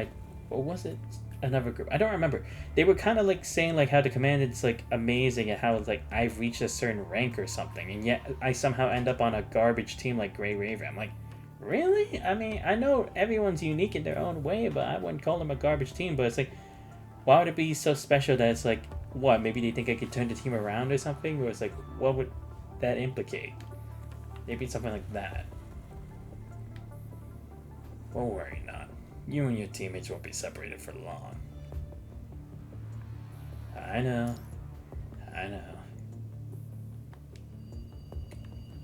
So right after I got this mission, okay. So this either happened during the battle or it happened after.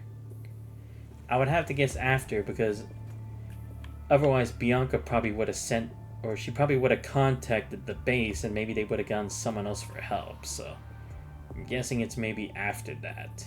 I just recently got this mission.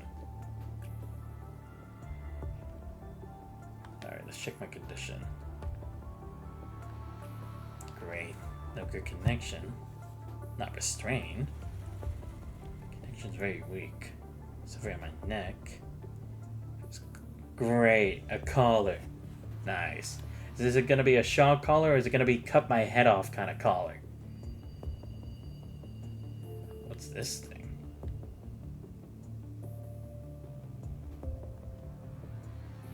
Connection chamber. Is this? Kind of looks like virtual mind.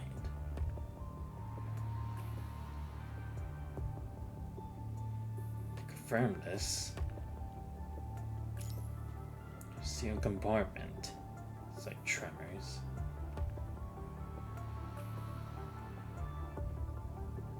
Don't think I'm on a train anymore. Vast cerulean expands the surface sight. Seem to be as oh great, am I on a boat? I swear. Well actually, I'm not usually on boats. I'm usually just on airships. So this is a new one. Look around. There the cover suggests that the place might be a storage room. Doors locked from outside and can't be opened. Alright.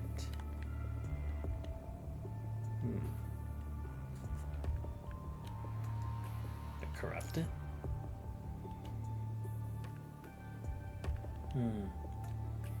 My intuition is to be trusted. This call-like thing on me serves as a related purpose to a connection chamber. Likely has something to do with the virtual mind I felt earlier. Perhaps I can use that to my advantage. Try to connect to a mechanoid.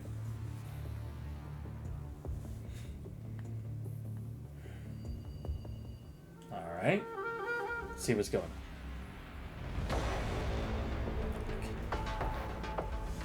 The virtual mind of mechanoid is more akin to a simulation of reality.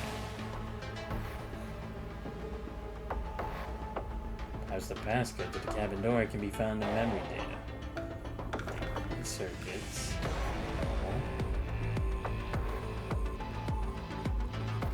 Find the hatch key by controlling the consciousness. I can use basic attack?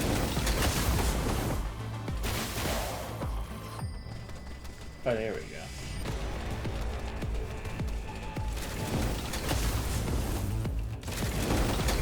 There we go.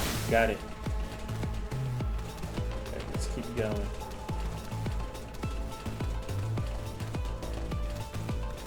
Wait, what? Oh, I see. Gotcha. Got it.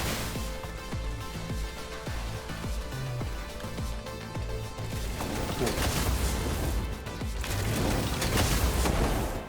Got it.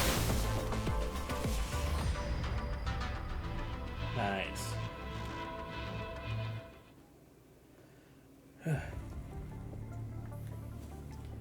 Here are the goods plus the gift.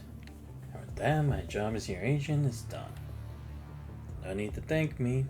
Just the price I pay for being able to receive and understand your language. As for those rewards I act for, sure I'll get it when this is all over. Does it feel good to be controlled by someone, huh? No amount of power can make up for the lack of freedom. There's nothing worse than living at the mercy of someone else. You reap what you sow.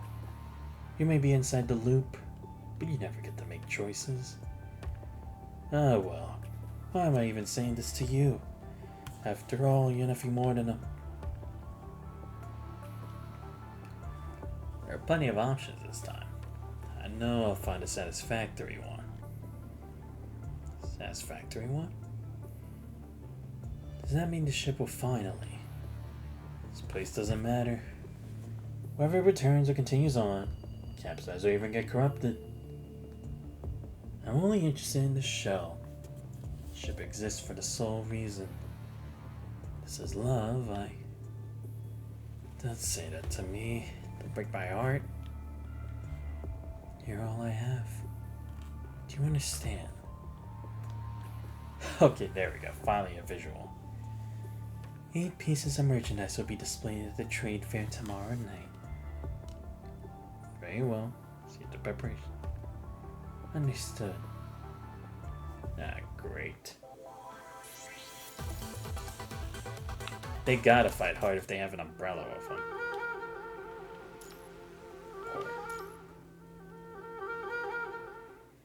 From the radar readings and Chungyu's description, should be the port Commandant signals came from.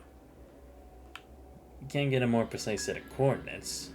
It isn't only being interfered with, but Commandant signals being blocked and double encrypted. Aslam just took heavy damage and their combative capabilities limited. Sophie and Chungyu both expect switches to join our rescue commandant, but it might not be appropriate. Yes, we'll have to find commandant by ourselves. Chungyu's suggestion is that we wait here for that legendary ship. Let's do another ground search. We might have missed something. I just lost the connection to commandant. Same here. Calm your mind. Signal didn't die off suddenly, so the commandant must have disconnected it on purpose. No harm should have come to commandant. Oh, so that's when I was doing that. But what would make the commandant disconnect on us like that? It's just a setup chapter? Oh, okay. Gotcha. We'll have to trust commandant. After all, Zant is not someone who gives up without a fight, and they must be trying to get back to us. Bow signals detected on the sea surface, and they're closing in. A lot of them. The ship. This architectural design. I swear, if it's a ghost ship.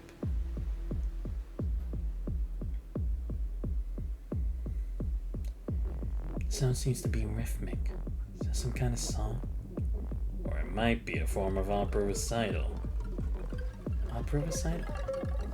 I looked it up through speech detection, but I found nothing except some pre-pandemic text about Shichu, the form of opera. Lines are apparently saying something about puppet shows. The writing is archaic and rhetorical. It seems to be from some lost Eastern civilization. This would be classified as part of the precious human legacy. Well, hard to get more info than this right now, though. I feel like Isla would be overjoyed if she's here.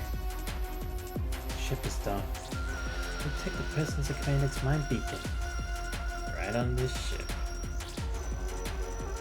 A lot of biological signals coming from the ship. No corrupted signals yet. Let's get aboard.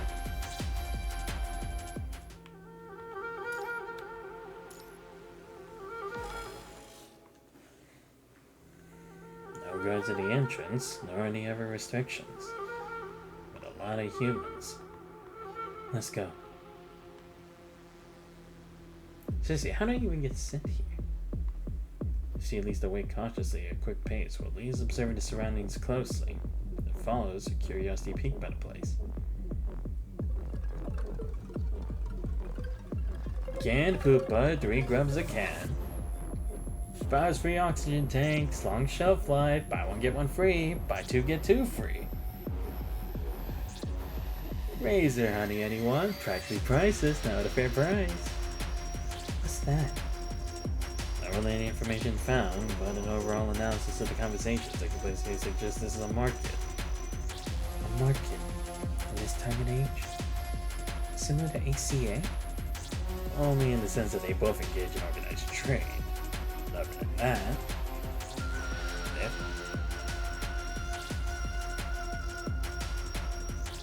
You don't look well. Do you need help? Ah, shit.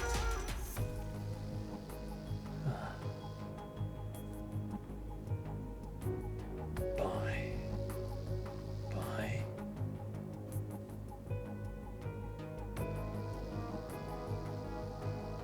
Freshly harvested. Perfectly healthy. Grayish murky organs are floating within the bag as if thrown in up there on a wind. Need immediate treatment. Let me run a check on. Only 286 miles to go. 286. Then I can go home. Can you pay in miles? Even give you a discount. How's that? Bye. Please. Bye. I just have to get through tonight. Once I earn enough grubs. Your heart rate's off the charts. Stay calm. I'll treat you immediately. You're not human. Those horns. Right. Outsider constructs have receptor horns. You're a construct. The most valuable merchandise. A construct that isn't the Kowloon crew. Found you.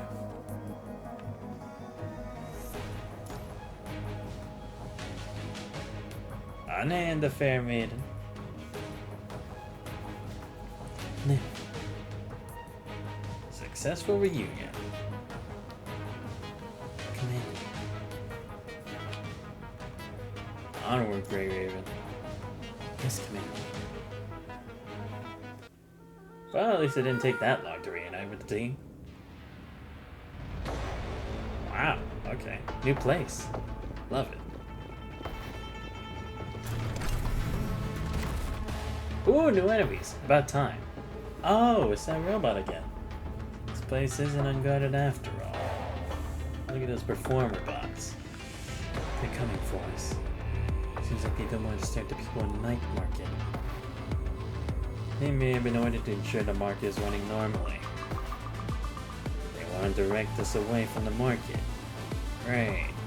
Exactly what we want. No infection detected. They're just normal mechanoids. Don't damage their core modules. Do it cleanly, then we get off the ship. Okay. Commander, please give you orders. This is just a normal day at work for me. What? Actually interrupted me. That's crazy.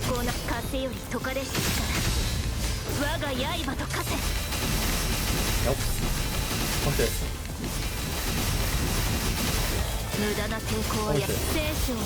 There we go. Ah, great. More of these losers. Here we go. I'm just doing this. Done. Oh, good. Him too. Nope. There we go. There we go.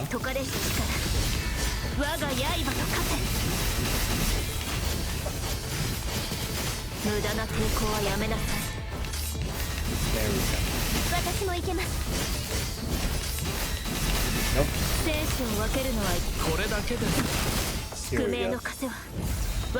Done. People thought we were putting on a show? Now that command is back, let's get off the ship first. 次に向かうわよ。この勝利が終幕ではないわ。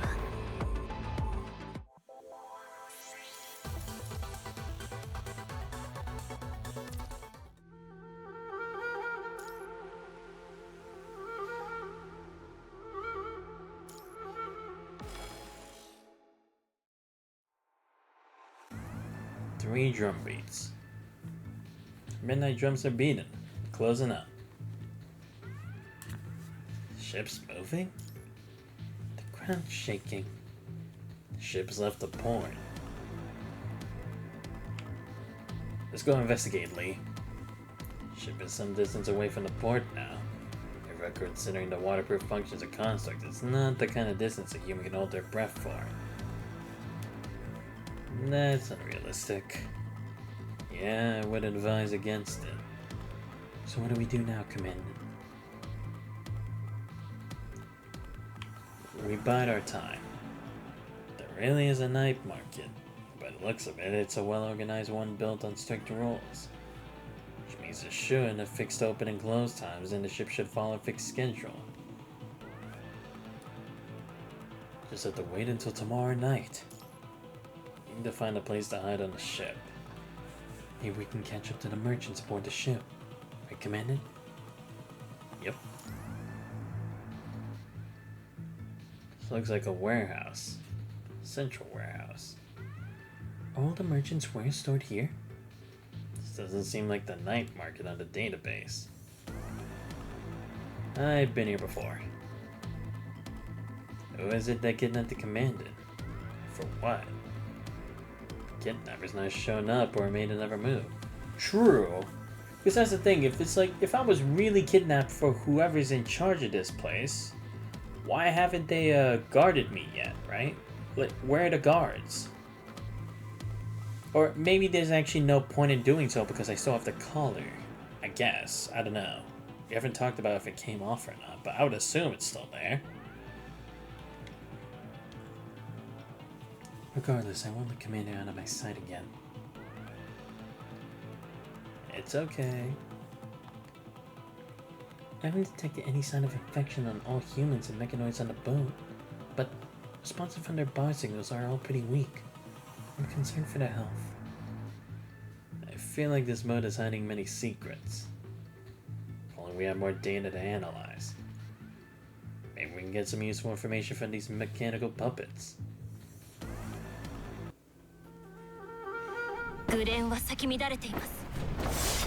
Alright. I already scanned their model. Memory data is most likely stored externally in the chips in their back. Can you copy their memory data without destroying their memory shell? It's doable, but only Commander's connection device. Connection device? Should be an amplifier. Or at least one of its functions is to amplify signals. The low-level design of the device is identical to ship systems. Might have some differences, but I can't tell yet. I need to make a few changes to monitor and adjust the ship's environment. Lynn, you try hacking into the cores in the meantime. I'll adjust the environment to help you. I'll retrieve the chips. Ooh, finally assassinations! Because I knew, like, stealth, but finally I can assassinate.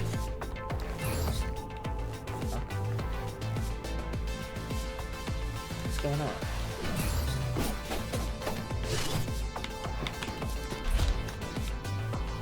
What's going on?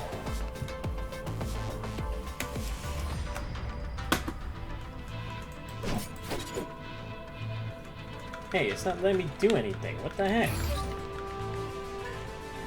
Oh, about time. What the hell? Where's it taking us?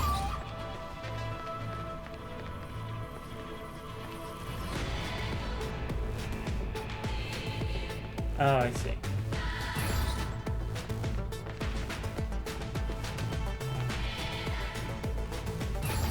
Okay, so we should focus on assassinating this guy first.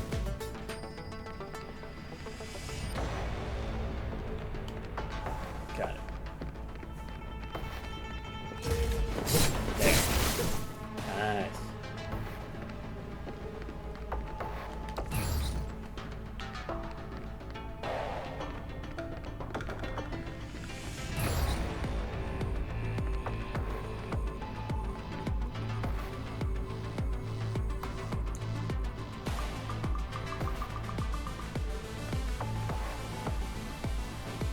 Come on.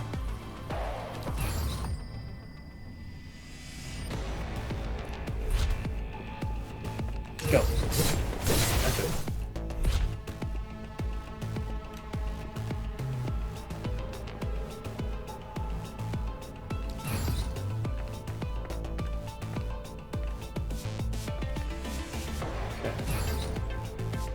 Here's the next one.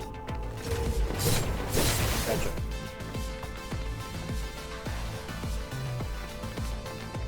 Found hidden piano. Oh, goody.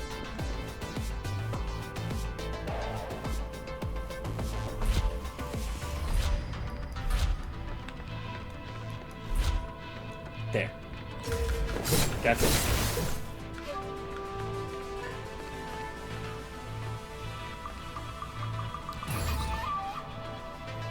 Let's see, just the two over there. There's another key.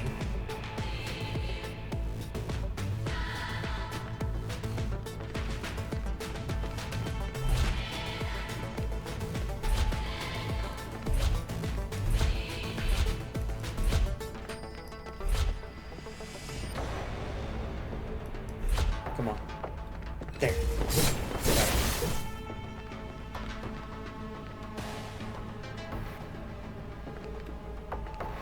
Let's see. Got it.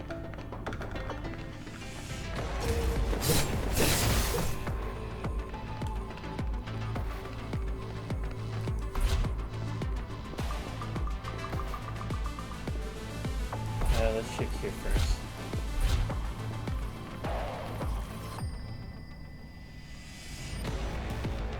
Here we go. Success 10. Fail. Swear. We'll find the optimal one. Mind transfer experiments are forbidden. So the brain of a machine into a human body? Feeling is mad. What's this? Some early golden age joke. Bloody maniac. Daddy doesn't exist, Pygmalion.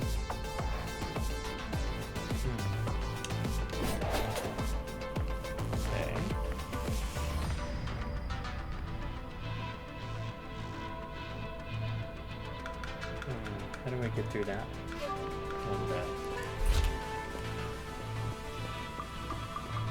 I guess I actually have to take them head on.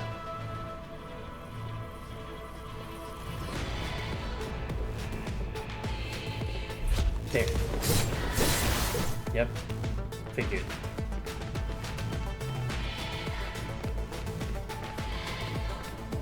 Well, that worked.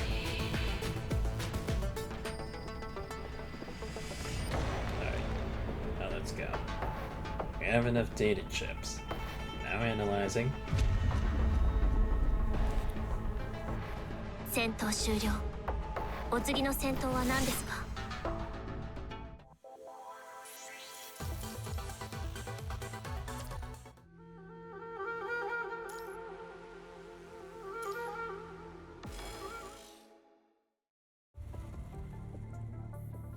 Hacked into a mechanoid's memory shell. The data I got so far only reveals the authority hierarchy on the ship. It's based on biometric verification. Organism, or in this case humans, the lowest authority on the ship, followed by mechanoids, then constructs. The highest authority belongs to the main control system. The Pulau crew, that the merchant are a group of people serving under someone called Pulau. I also remember the Kowloon crew. The other members include Junyu, Yazi, Chafang, Swanee, Bajia, Bian, Fuji, and Chuen. These are the code names of the Kowloon crew constructs on the ship. They have mid-level authority. I should also mention that these mechanoids are virtual minds and they can function normally. Function normally? They can think on a rudimentary level and simulate thought. They're also capable of consciousness recall. This is part of the reason why you were able to link with and manipulate them. Meanwhile, I checked the control terminals in this place too. Rather advanced. Yes, I tried hacking into them, but didn't find a single vulnerability. Consistent, rigorous, and well crafted. All the mechanoids and equipment adopt the same operating system. Quite like a beehive. The mechanoids can recall their data. It's likely, Commandant, our coordinates, our head count, and even video data of us in combat. have already fallen to someone else's hands. So who is this someone anyway? Might have been led to this storage on purpose. The radar is picking up more mechanoids, and biological signals too, from a construct. The Kowloon crew? There's this old Oriental saying in the database that goes, speak of Sosa, and he doth appear. Play along. Commandant? Open it. Next one. Huh. Her attire kinda looks similar to that of Chong Yu in a way. Maybe he's from here or something? They have to be here. The data sent back shows that. Blubber, open this one quick. Oh, wait. You find it. You're here. Lee. She dodged it off. What a warm welcome.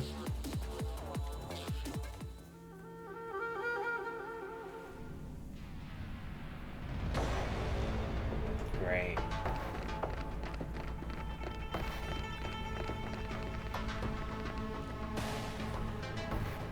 They found us already. How fast? Let's run. Please, that was already gonna defeat them anyway. It's no different from what I normally do. その全風よ解かれし力我が刃と化せ無駄な手私もいけないこれだけで生死を分けるのは一瞬よ Here we go.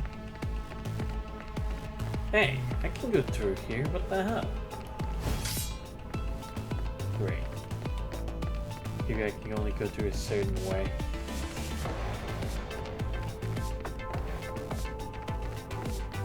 Never mind. I'll only go through this. Ah, shit. Fuck me. They're way in ahead of us. We don't have time. Let the force through them.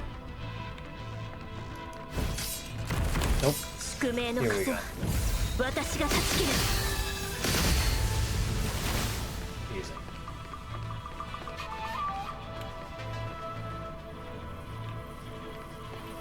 Oh, come on. What the hell? Oh! Another huge area attack. Not good. 我が刃と化せ Nope. 手加減をしない Nope.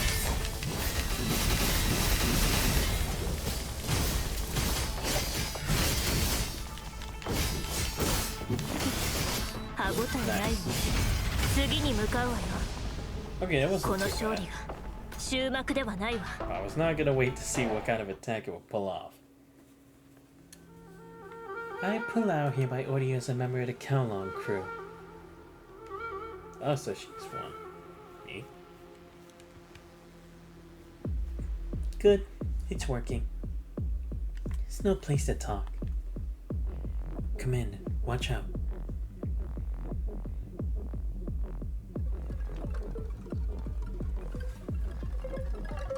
Normal vitals and stable heart rate. Doesn't look like the command is under duress.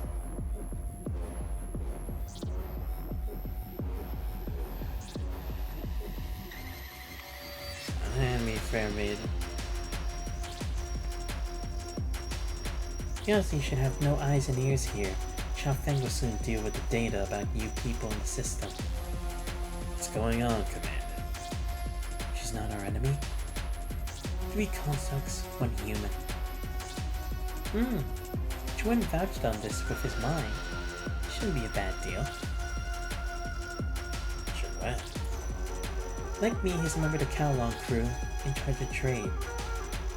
Well, trade, realizing win-win scenarios to be more precise. I don't know which one of us decided on you people, but the bottom line is we need your help. And that's why we invited you here. Ah, I see. By kidnapping me, they'd have the whole team forced to come here. Right. Because that's the thing, is like, if they had gone any of the other constructs, They probably could have just escaped on their own.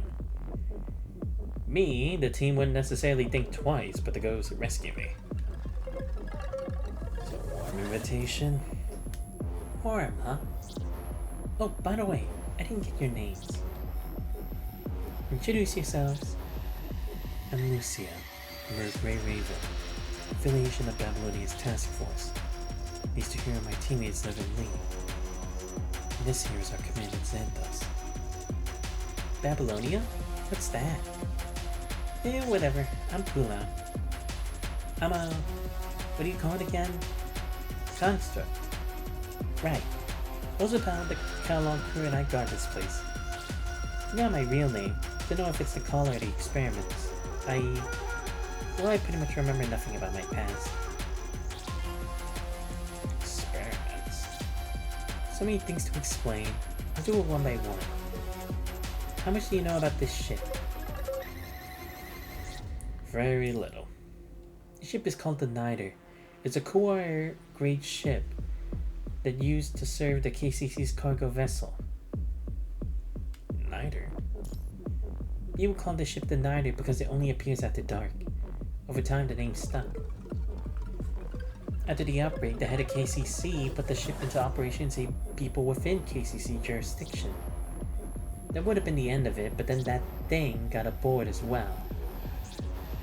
Dang. An efficient and objective decision-making AI system based on a constantly updated library of human cognitive data. You've heard this song and dance, right? Oh, that's what that is. Gestalt? No, that thing's called Huaju. Anyway, Huaju took over the ship, including its filtering systems, supplies, and weapons. Huaju connected everything aboard into a whole and enslaved the ship's leader, and us. Huaju created 3 kinds of collars. The physical kind worn by the humans on the ship.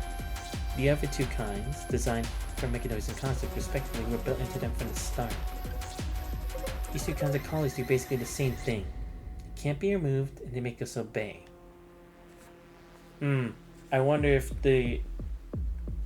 whatever the collars do is also related to that hierarchy, right? Because, again, humans are the lowest, then it's mechanoids and constructs. But if that's the case, then why do we all have collars? Maybe they each have their own restrictions in a way? So is Commander Collar 2 now? Nah, it's just a toy, but it beams similar signals. That's why you haven't been flushed out by the security system. Fuji made that thing. Huh, I'm impressed. So this color wouldn't actually harm Commander? Yep, it's a fake after all, but I can't tell if it has any extra built-in functions. Anyway, back to the main topic. Shouldn't you care more about your safety? Well, anyway, the collars are programmed to do 2 things. Force you to obey commands, and stop you from causing any direct damage to the ship in Huaju. Huaju can't control anyone's mind nor make anyone shut up, and yet we're all controlled by something this stupid. But without sufficient resources or a filtering device, the people on the ship won't live on land. In the past, some did try to escape. Some even rebelled. But more instead resort to a fickle dream. They appease Huaju by following orders. They beg for Huaju to have mercy and let them be on the ship. They're opiate. They dream of the day that the virus will be destroyed and the ship will take them back to the port, to their home. The night market has everything, but the vendors have none.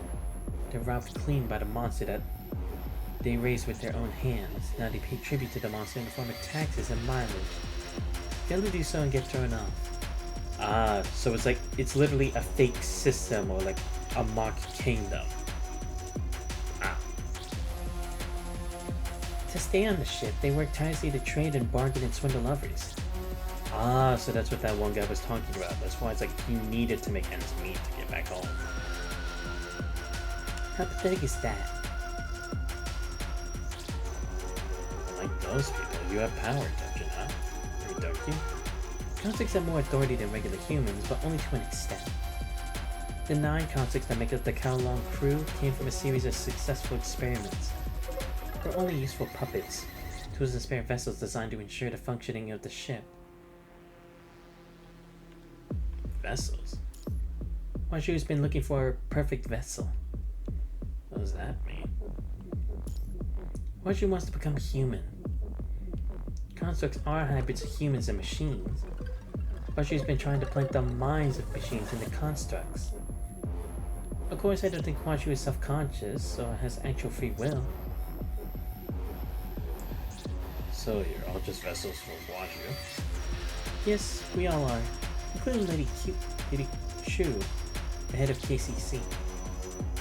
So the original consciousness that exists inside these vessels will have their mind broken by Huaxu. Huaxu's been seeking a new vessel, a shell for Huaxu's mind. Unlike the night market, the trade fair is specifically set up for this purpose. Trade fair.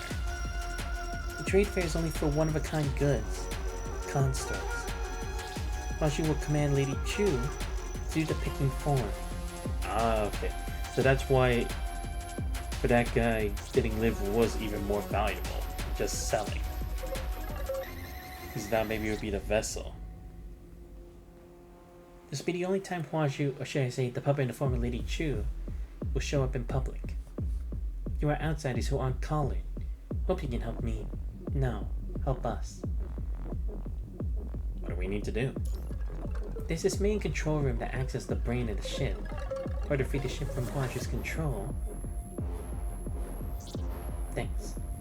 Only KCC's leader, Lady Chu, knows where the main control terminal is. So that terminal should rid us of Huaxu. Need to snatch Lady Chu away from the Huaxu. And the trade fair is the only window of opportunity. As for how to get ourselves into the trade fair and how to approach Lady Chu, I got it all planned out.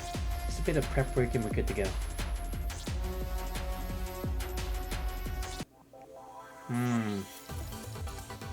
But again, why ask for our specific help? That's the thing. I mean, I get getting outside constructs, but...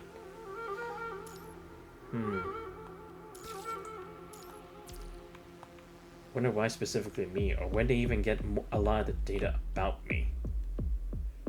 Okay, I probably won't be able to finish this today, so it's like, you know what, let's at least do one more of a Aeon Reforged, and then maybe I'll see if I have time for something else. Starting point. Oh, I got 2 Watanabes. Neat, I don't even have any.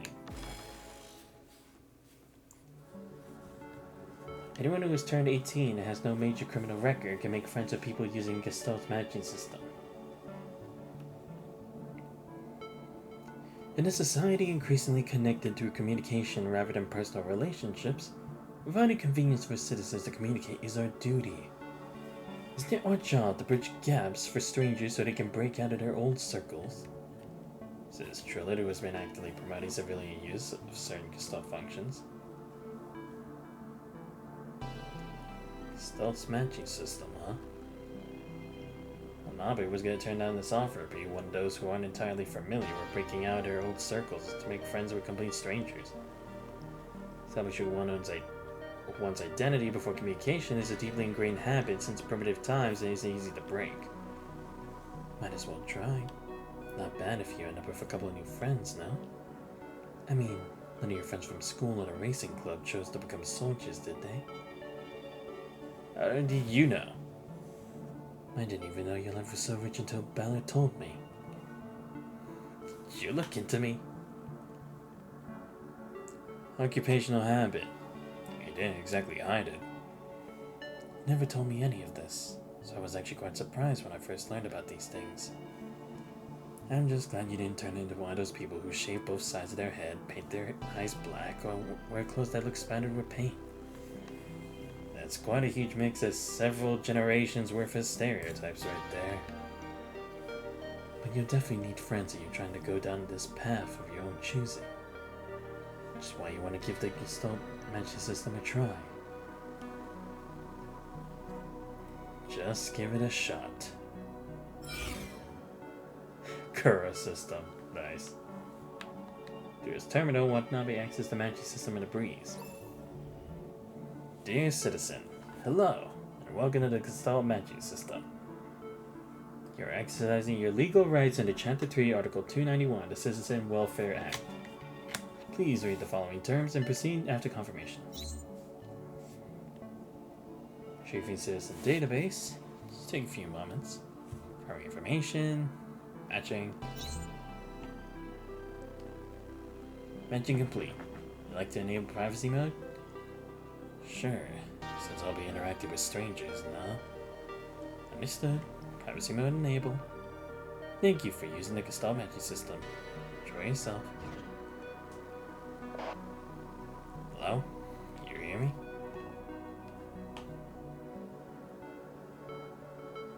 5 days have passed since Watanabe's birthday, and he's ready to head for the Oasis new recruit training camp. It's a series of modern training camps in the desert. Watanabe's head to the second squad. Sorry I can't see you off. It's okay, Dad. Not going to kindergarten. Seeing family members off to the military has been a long-standing tradition in the family. I believe you have what it takes to cope with whatever comes your way. I'll still be blessing you from above. Never thought I'd hear something so sappy coming from you, Dad. I'll just chalk this up to you being sentimental out in space. Here for my good news? Yeah.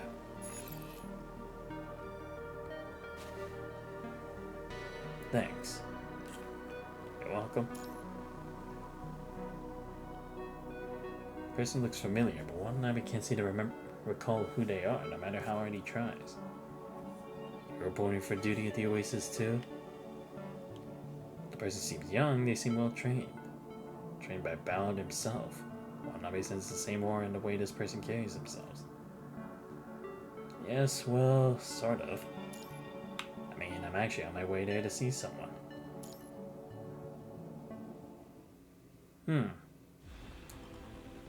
Why do I have to deal with this on my first day? Watanabe's re-encounter with a stranger doesn't make a significant impression on him. Well, what happens after he arrives at the camp is enough to mark the day as unusual. Enough with your BS. If you get in the simulation pod yourself, or I'll tie you up and put you in. I'll write a report worst comes to worst. No one bothers reading those anyway, so I usually just ask my lieutenant to write them. I see you barely trained you for 8 years, huh? Well, wanna show me what you got? Oh god.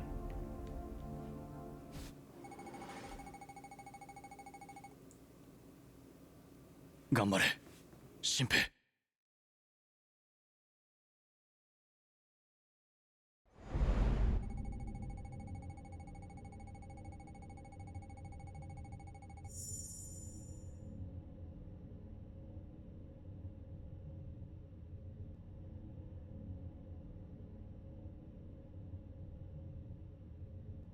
So, this is the virtual space. Forget it. Make it quick.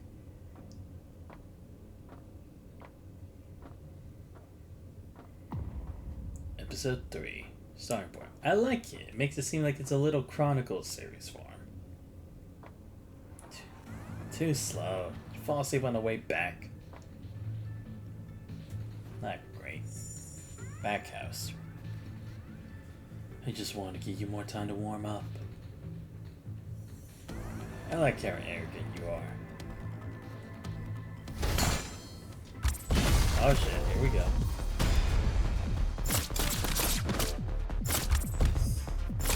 Watashi ni kizu o tsukeru to ii ude o shiteるな.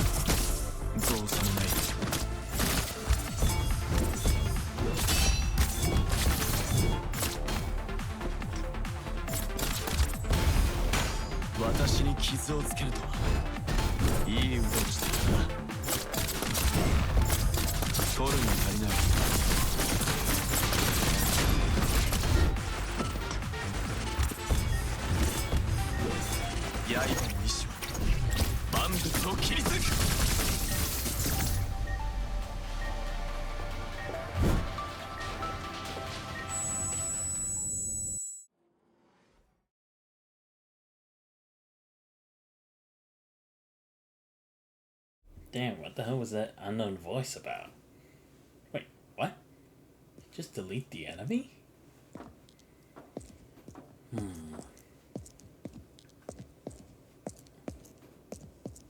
What's going on?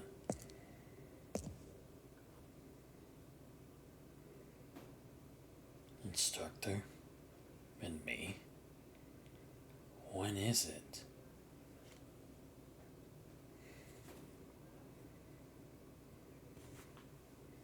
Oh, here we go. The Ever Watanabe. What? Sneak attack. Ah, shit.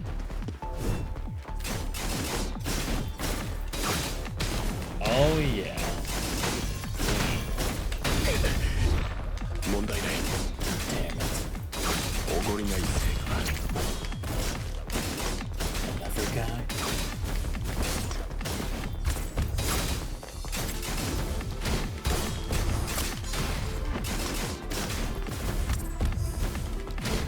Here も we う go. 死は恐れない命がけで行くぞおごりがいいぜ生き抜いてやる道を切り開く準備はすでにもう死は恐れない生き抜いてやる命がけで行くぞ生き抜いてやる問題ない生き抜いてやる No. Shit. Come on. 命がおごりないぜ生き抜いてやる生き抜いて There we go. 道を切り開く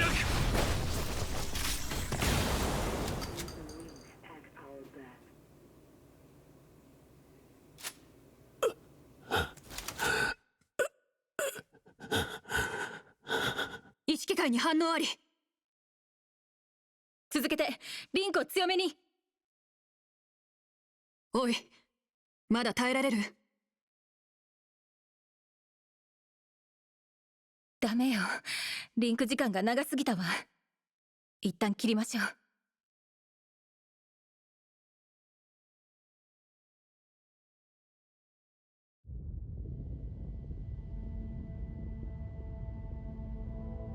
You're in complete darkness now. Watanabe can see the world around him shaking violently. Finding himself once again in touch with reality, he feels a burning pain. Like the injuries sustained in simulation occurred so much coming back to the real world. Calls that he was hurt worse than just his face. Whoever that's speaking now sounds shocked. Watanabe recognizes his voice.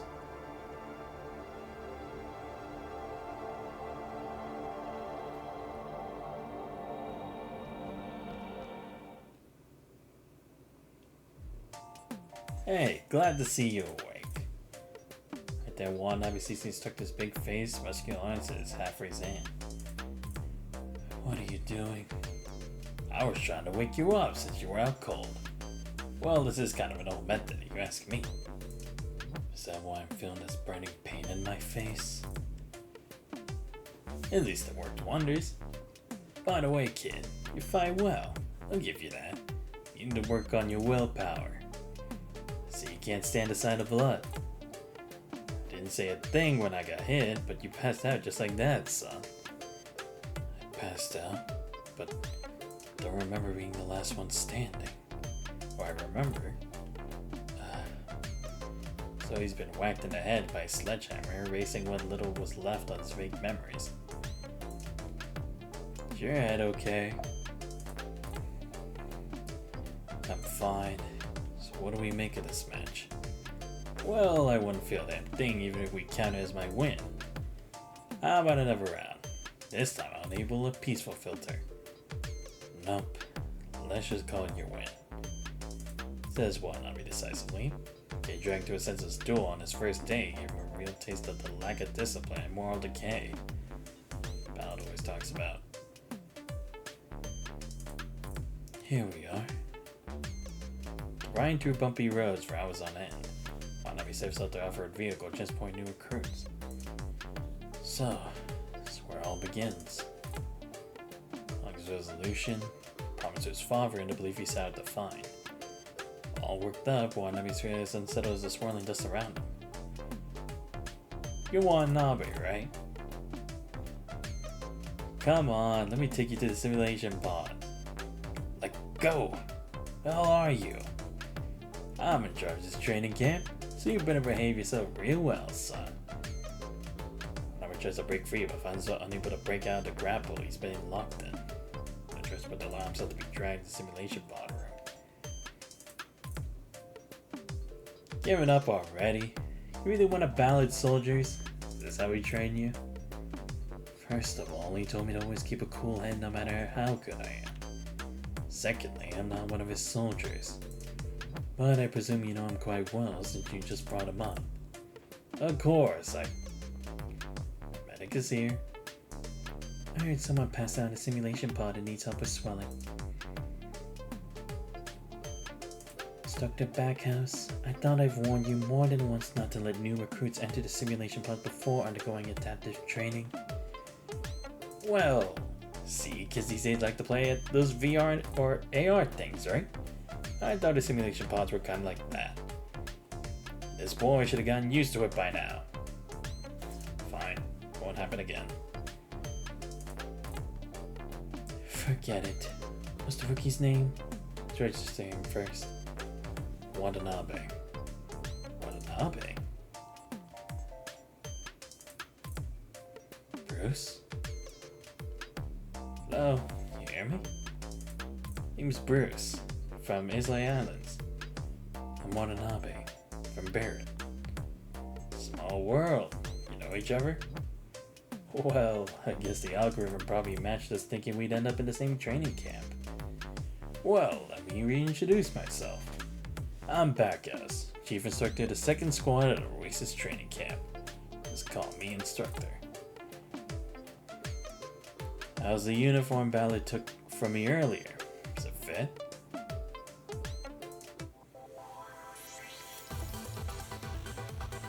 Okay. Not too bad. Yeah, there's definitely gonna be a lot I have to do. I honestly thought I'd be able to get through more stuff, but to be fair, this is a lot of stuff to do. Let's see. I think I can do one more here. The main one. Then I'll probably end the stream there. It's fortunate not as long as I would like it to be, but it's already almost midnight where I'm at. At this trade fair, 8 pieces of merchandise will be put on display. After that, they'll go through 4 rounds of inspection. The best one selected from there will be accepted by the Lady Shu. What I prepared will blow everyone's socks off. Just watch. Just wait and see. I feel like the plan doesn't quite align with the objective. Now to present the merchandise number 7.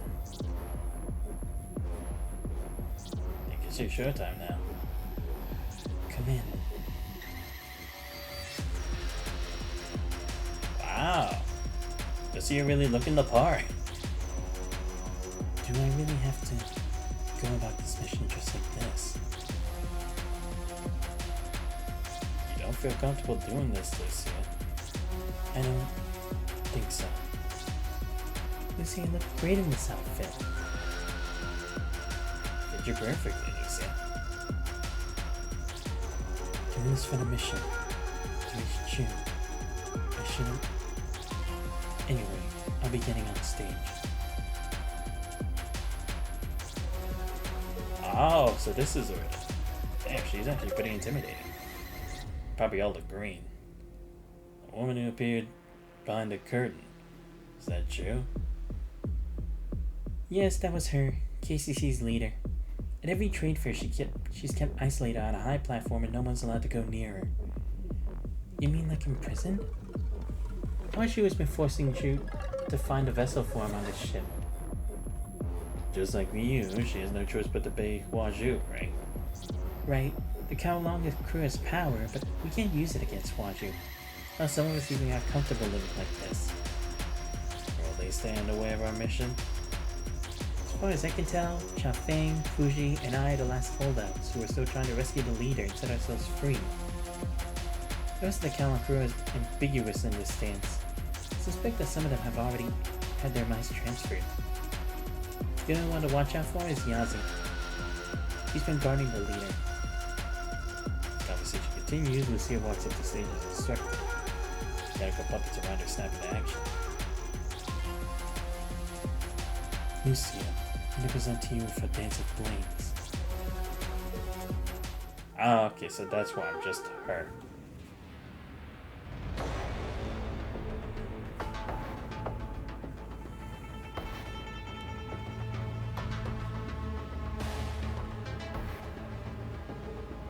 Yo, they better make this a permanent outfit for me to have for Lucia. She actually looks great in this.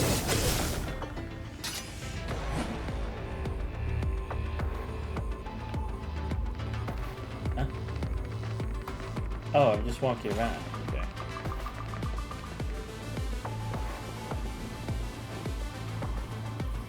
There we go. Oh shit.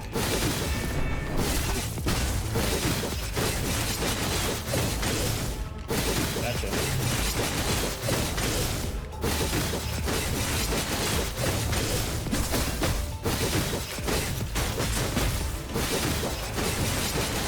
Man, this is some cool direction. Alright. Stage. Go for that one next. See how she looks? Yeah, she actually doesn't look bad. She looks great, actually. Alright, next one.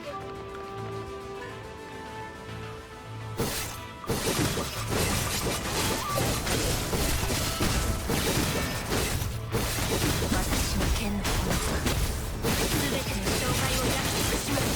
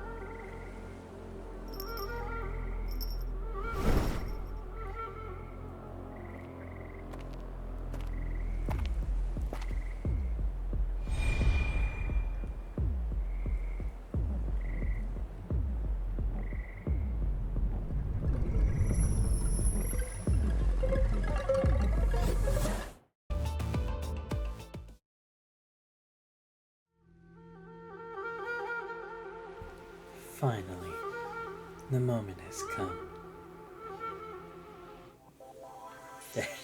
She really gave me the creeps there. Damn, maybe I should have streamed this on Halloween. Fuck me. Alright. Let's actually test out the character. Let's see. Challenge stage. Alright, yeah, let's do it. Wait, is it? Oh, okay, shit. No, that's actually gonna be tough because I don't think my team's good. Well, I don't know, should I? What would he be? Would he be blue? Damn it. If only they could actually tell me what the fuck I should be doing for this.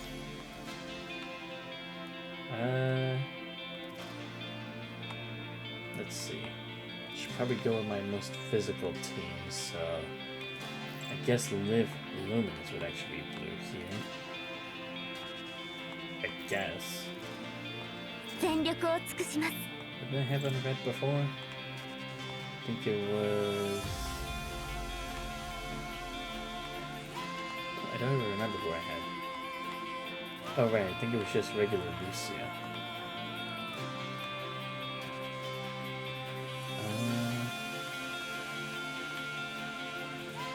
Yeah, let me just do that. 隊長の職務を Then I guess he goes for yellow. I don't know. I could be wrong here, but この信頼には結果で応えよう。 increase attack of this. Increase fire damage of fire. Shit. Okay. Actually, I don't think I have anyone for fire, do I? Let's see. Oh no, I have a blue rock or black rock. Shit. You know what? Fuck it. Let's actually do this. 序列の1位として出 Yeah, 撃 I する forget what black rock shit is to me even actually is. Well, at least with who I have anyway. Okay, this probably not the big one, but yeah, I'll just do this for now. I think that's good. Alright, what am I up against? この戦場にも勝利をもたらそう。 What the hell? Why does it do that? What the fuck is this thing? No. It's gonna stop. There 私も行き Here we go. 死は恐れない。 99? Oh my god. 問題ない。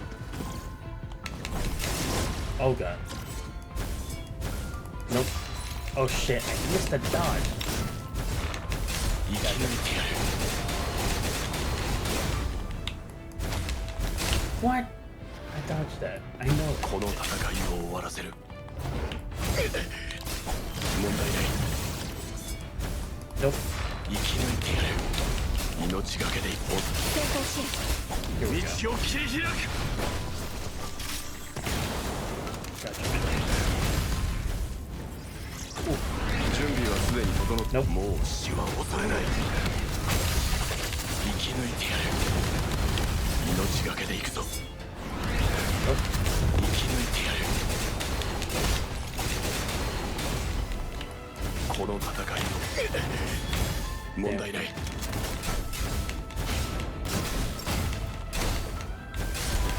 始めよう。私のそれ Here we 貫 go. く全出力解放リミッター解除集中攻撃。これ Yeah, I'll do で this. 終わりだそれ Nope. 貫く全出力解放リミッター解除 Got this.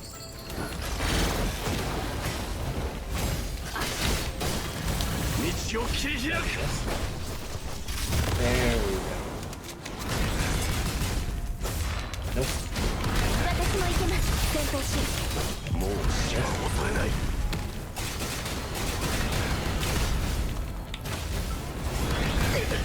That's it. 問題ない。 Oh crap. Should have probably dodged that. 生き抜いてやる。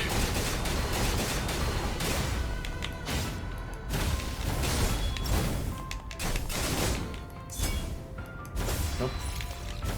命がけで一歩恐れ道を切り開く。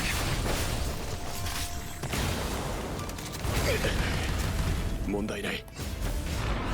準備はすでに整った。もう死は恐れない。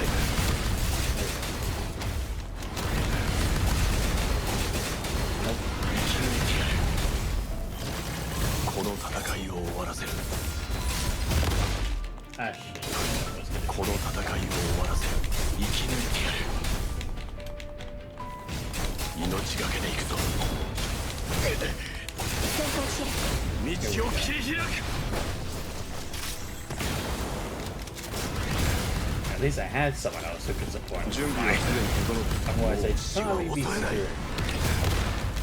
生き抜いてやる。命がけで一歩恐れはしない。先行支援準備はすでに生き抜いてやる。 Seriously, why does he just keep doing it like that? Like just blurring it out. 行くぞ。立ち止まるのはらしくない。 Don't know if that's just an issue with the game right now. Maybe it'll fix itself later. Maybe. I have no fucking clue. Alright, cool. Now I got this and this. I honestly did not think I'd be able to complete it. Nice, nice, nice. Still a ways away from completing what I need to do. But I'd say it's still at least a good start. Complete all normal chapter. Wait, I'm missing it? Oh, right. Probably getting like all the stars. Okay. Let's see. Alright, I can get this now. Thank you. Take this too. Take all these. Get 200 of those. Nice. Let's see. Actually, check this. No, it's not this. Not here. Damn it, where is that thing? It's not missions, I think. Alright. Well, let's see. Nah, this stuff's still just here like before. Oh, battle pass, right? I don't know. Maybe I should like get the battle pass and then it's like I can get the stuff like this. What's this? Manual short. Oh, okay, I see. Yeah, because it's like for the battle pass, at least I can get like this kind of stuff, so then I can try to like have a better chance of like rolling for people. Because again, if the grinding that I do at this pace could possibly get me to it, I don't know. It's an investment to think of. Probably not, but you know. Let's see, how much is 68 of that? 68. Not too bad, but again, I don't. We'll see how this goes. If I have to last minute, then who knows? But try to do this as free to play as possible. But we'll see, because I really do want Watanabe, because again, pretty damn cool. But alright guys, that's gonna be it for the stream for today. Unfortunately I didn't get to finish the whole chapter in one stream, but there was a lot of shit going on. The whole Watanabe thing took longer than I thought it was going to. Or should I do one more? Maybe I should at least do this one. Ah, fuck it, we'll do the one more. Oh, Arclight's here? No, yeah, I gotta do this. I'm curious how this sets up.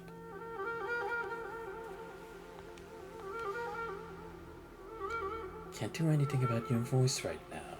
Try to speak less.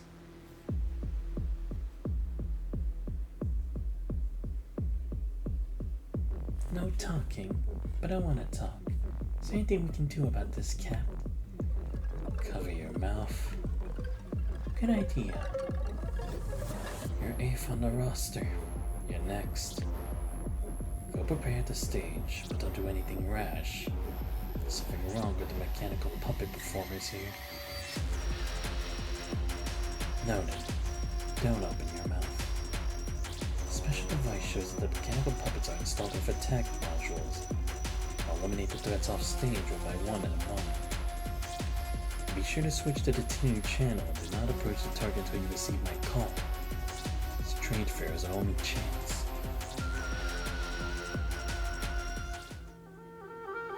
Oh, that's cool. Seriously, why does it keep doing this? What is it focusing on? They're the puppets from the performance troupe. There's probably more to them.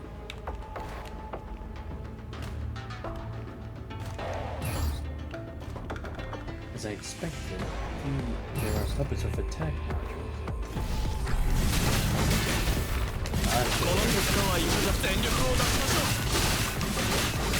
Well, at least I'm kind of used to using Arclight by now, so it's something. Nope. Thought you had me. Sorry, you used to use this dude on my team. At least on my Prince New team. This means nothing to me.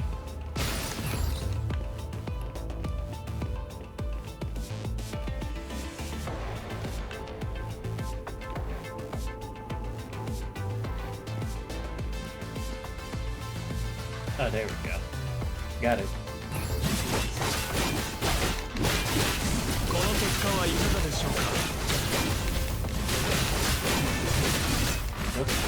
この結果はいかがでしょうか。 Nope. Yeah, you get back. 全てを終わらせましょう。 Too quick.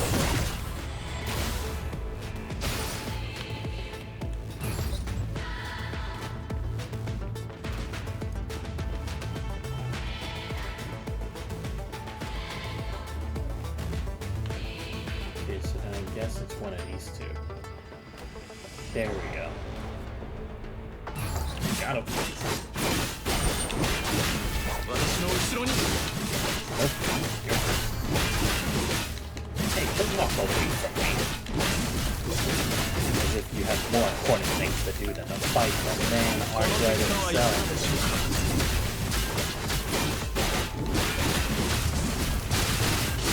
Yeah, there you go. 全てを終わらせましょう。 Targets eliminated. To help keep Yazzie at bay when I get close to the stage. That person on the observation deck.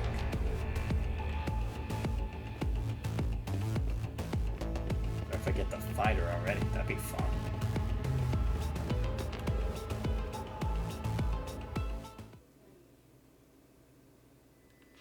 Sitting on the stage, Komori bows to the audience.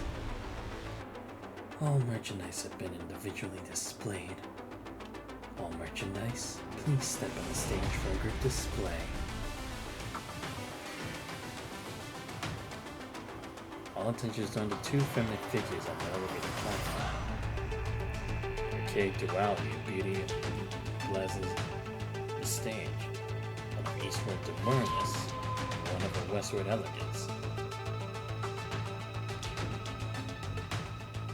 What are y'all doing here? You received the same mission too. You are.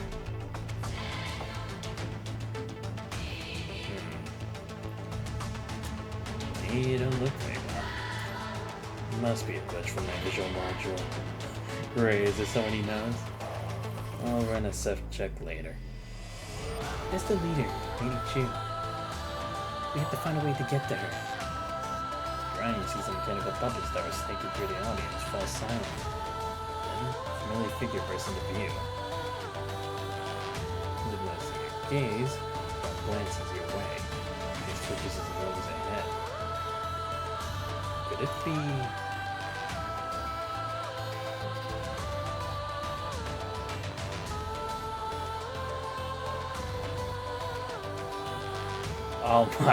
Oh my god, no way. Is that Kamui? You gotta be fucking kidding. Son of a bitch. Of course. You know, I'm honestly not that fucking surprised. Now it explains why they were such a chatterbox. Masked consort. Paper umbrella in hand, usually lifts the bamboo curtain. Legendary leader finally emerges from backstage. Commanding the Grey Raven. Supreme Strike Hawk. Take me to a special chair.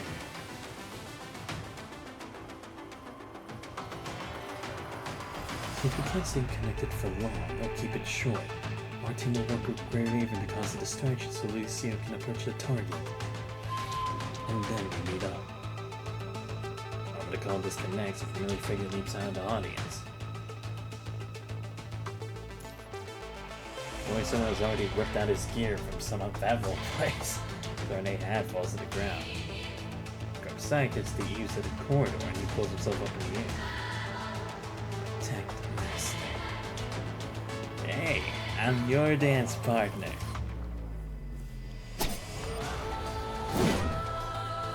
A boost from Chrome, Lucia vaults onto the platform and grabs Lady Chu by her arm. Let's go.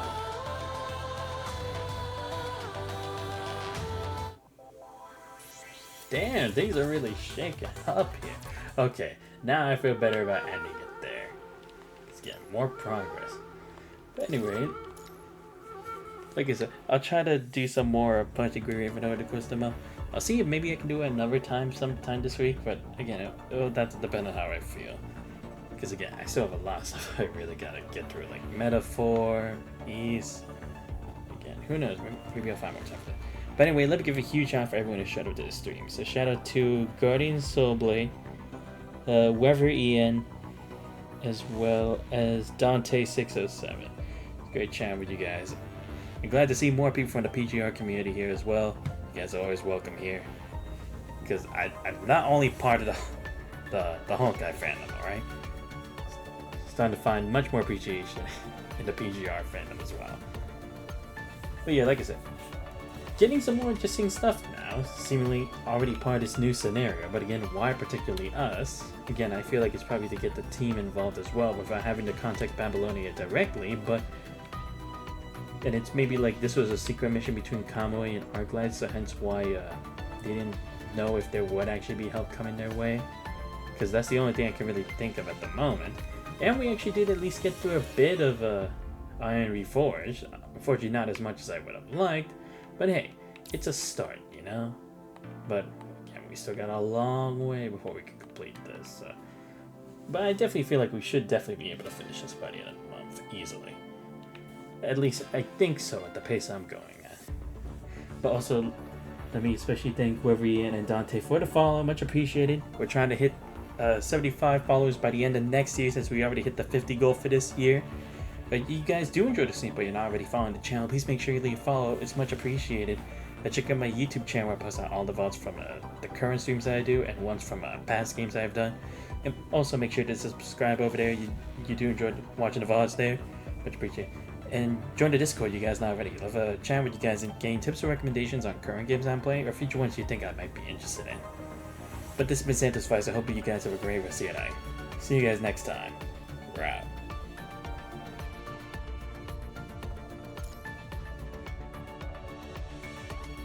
左目の青い炎のこと、あなた自身で考えて導き出したものがその答えだ。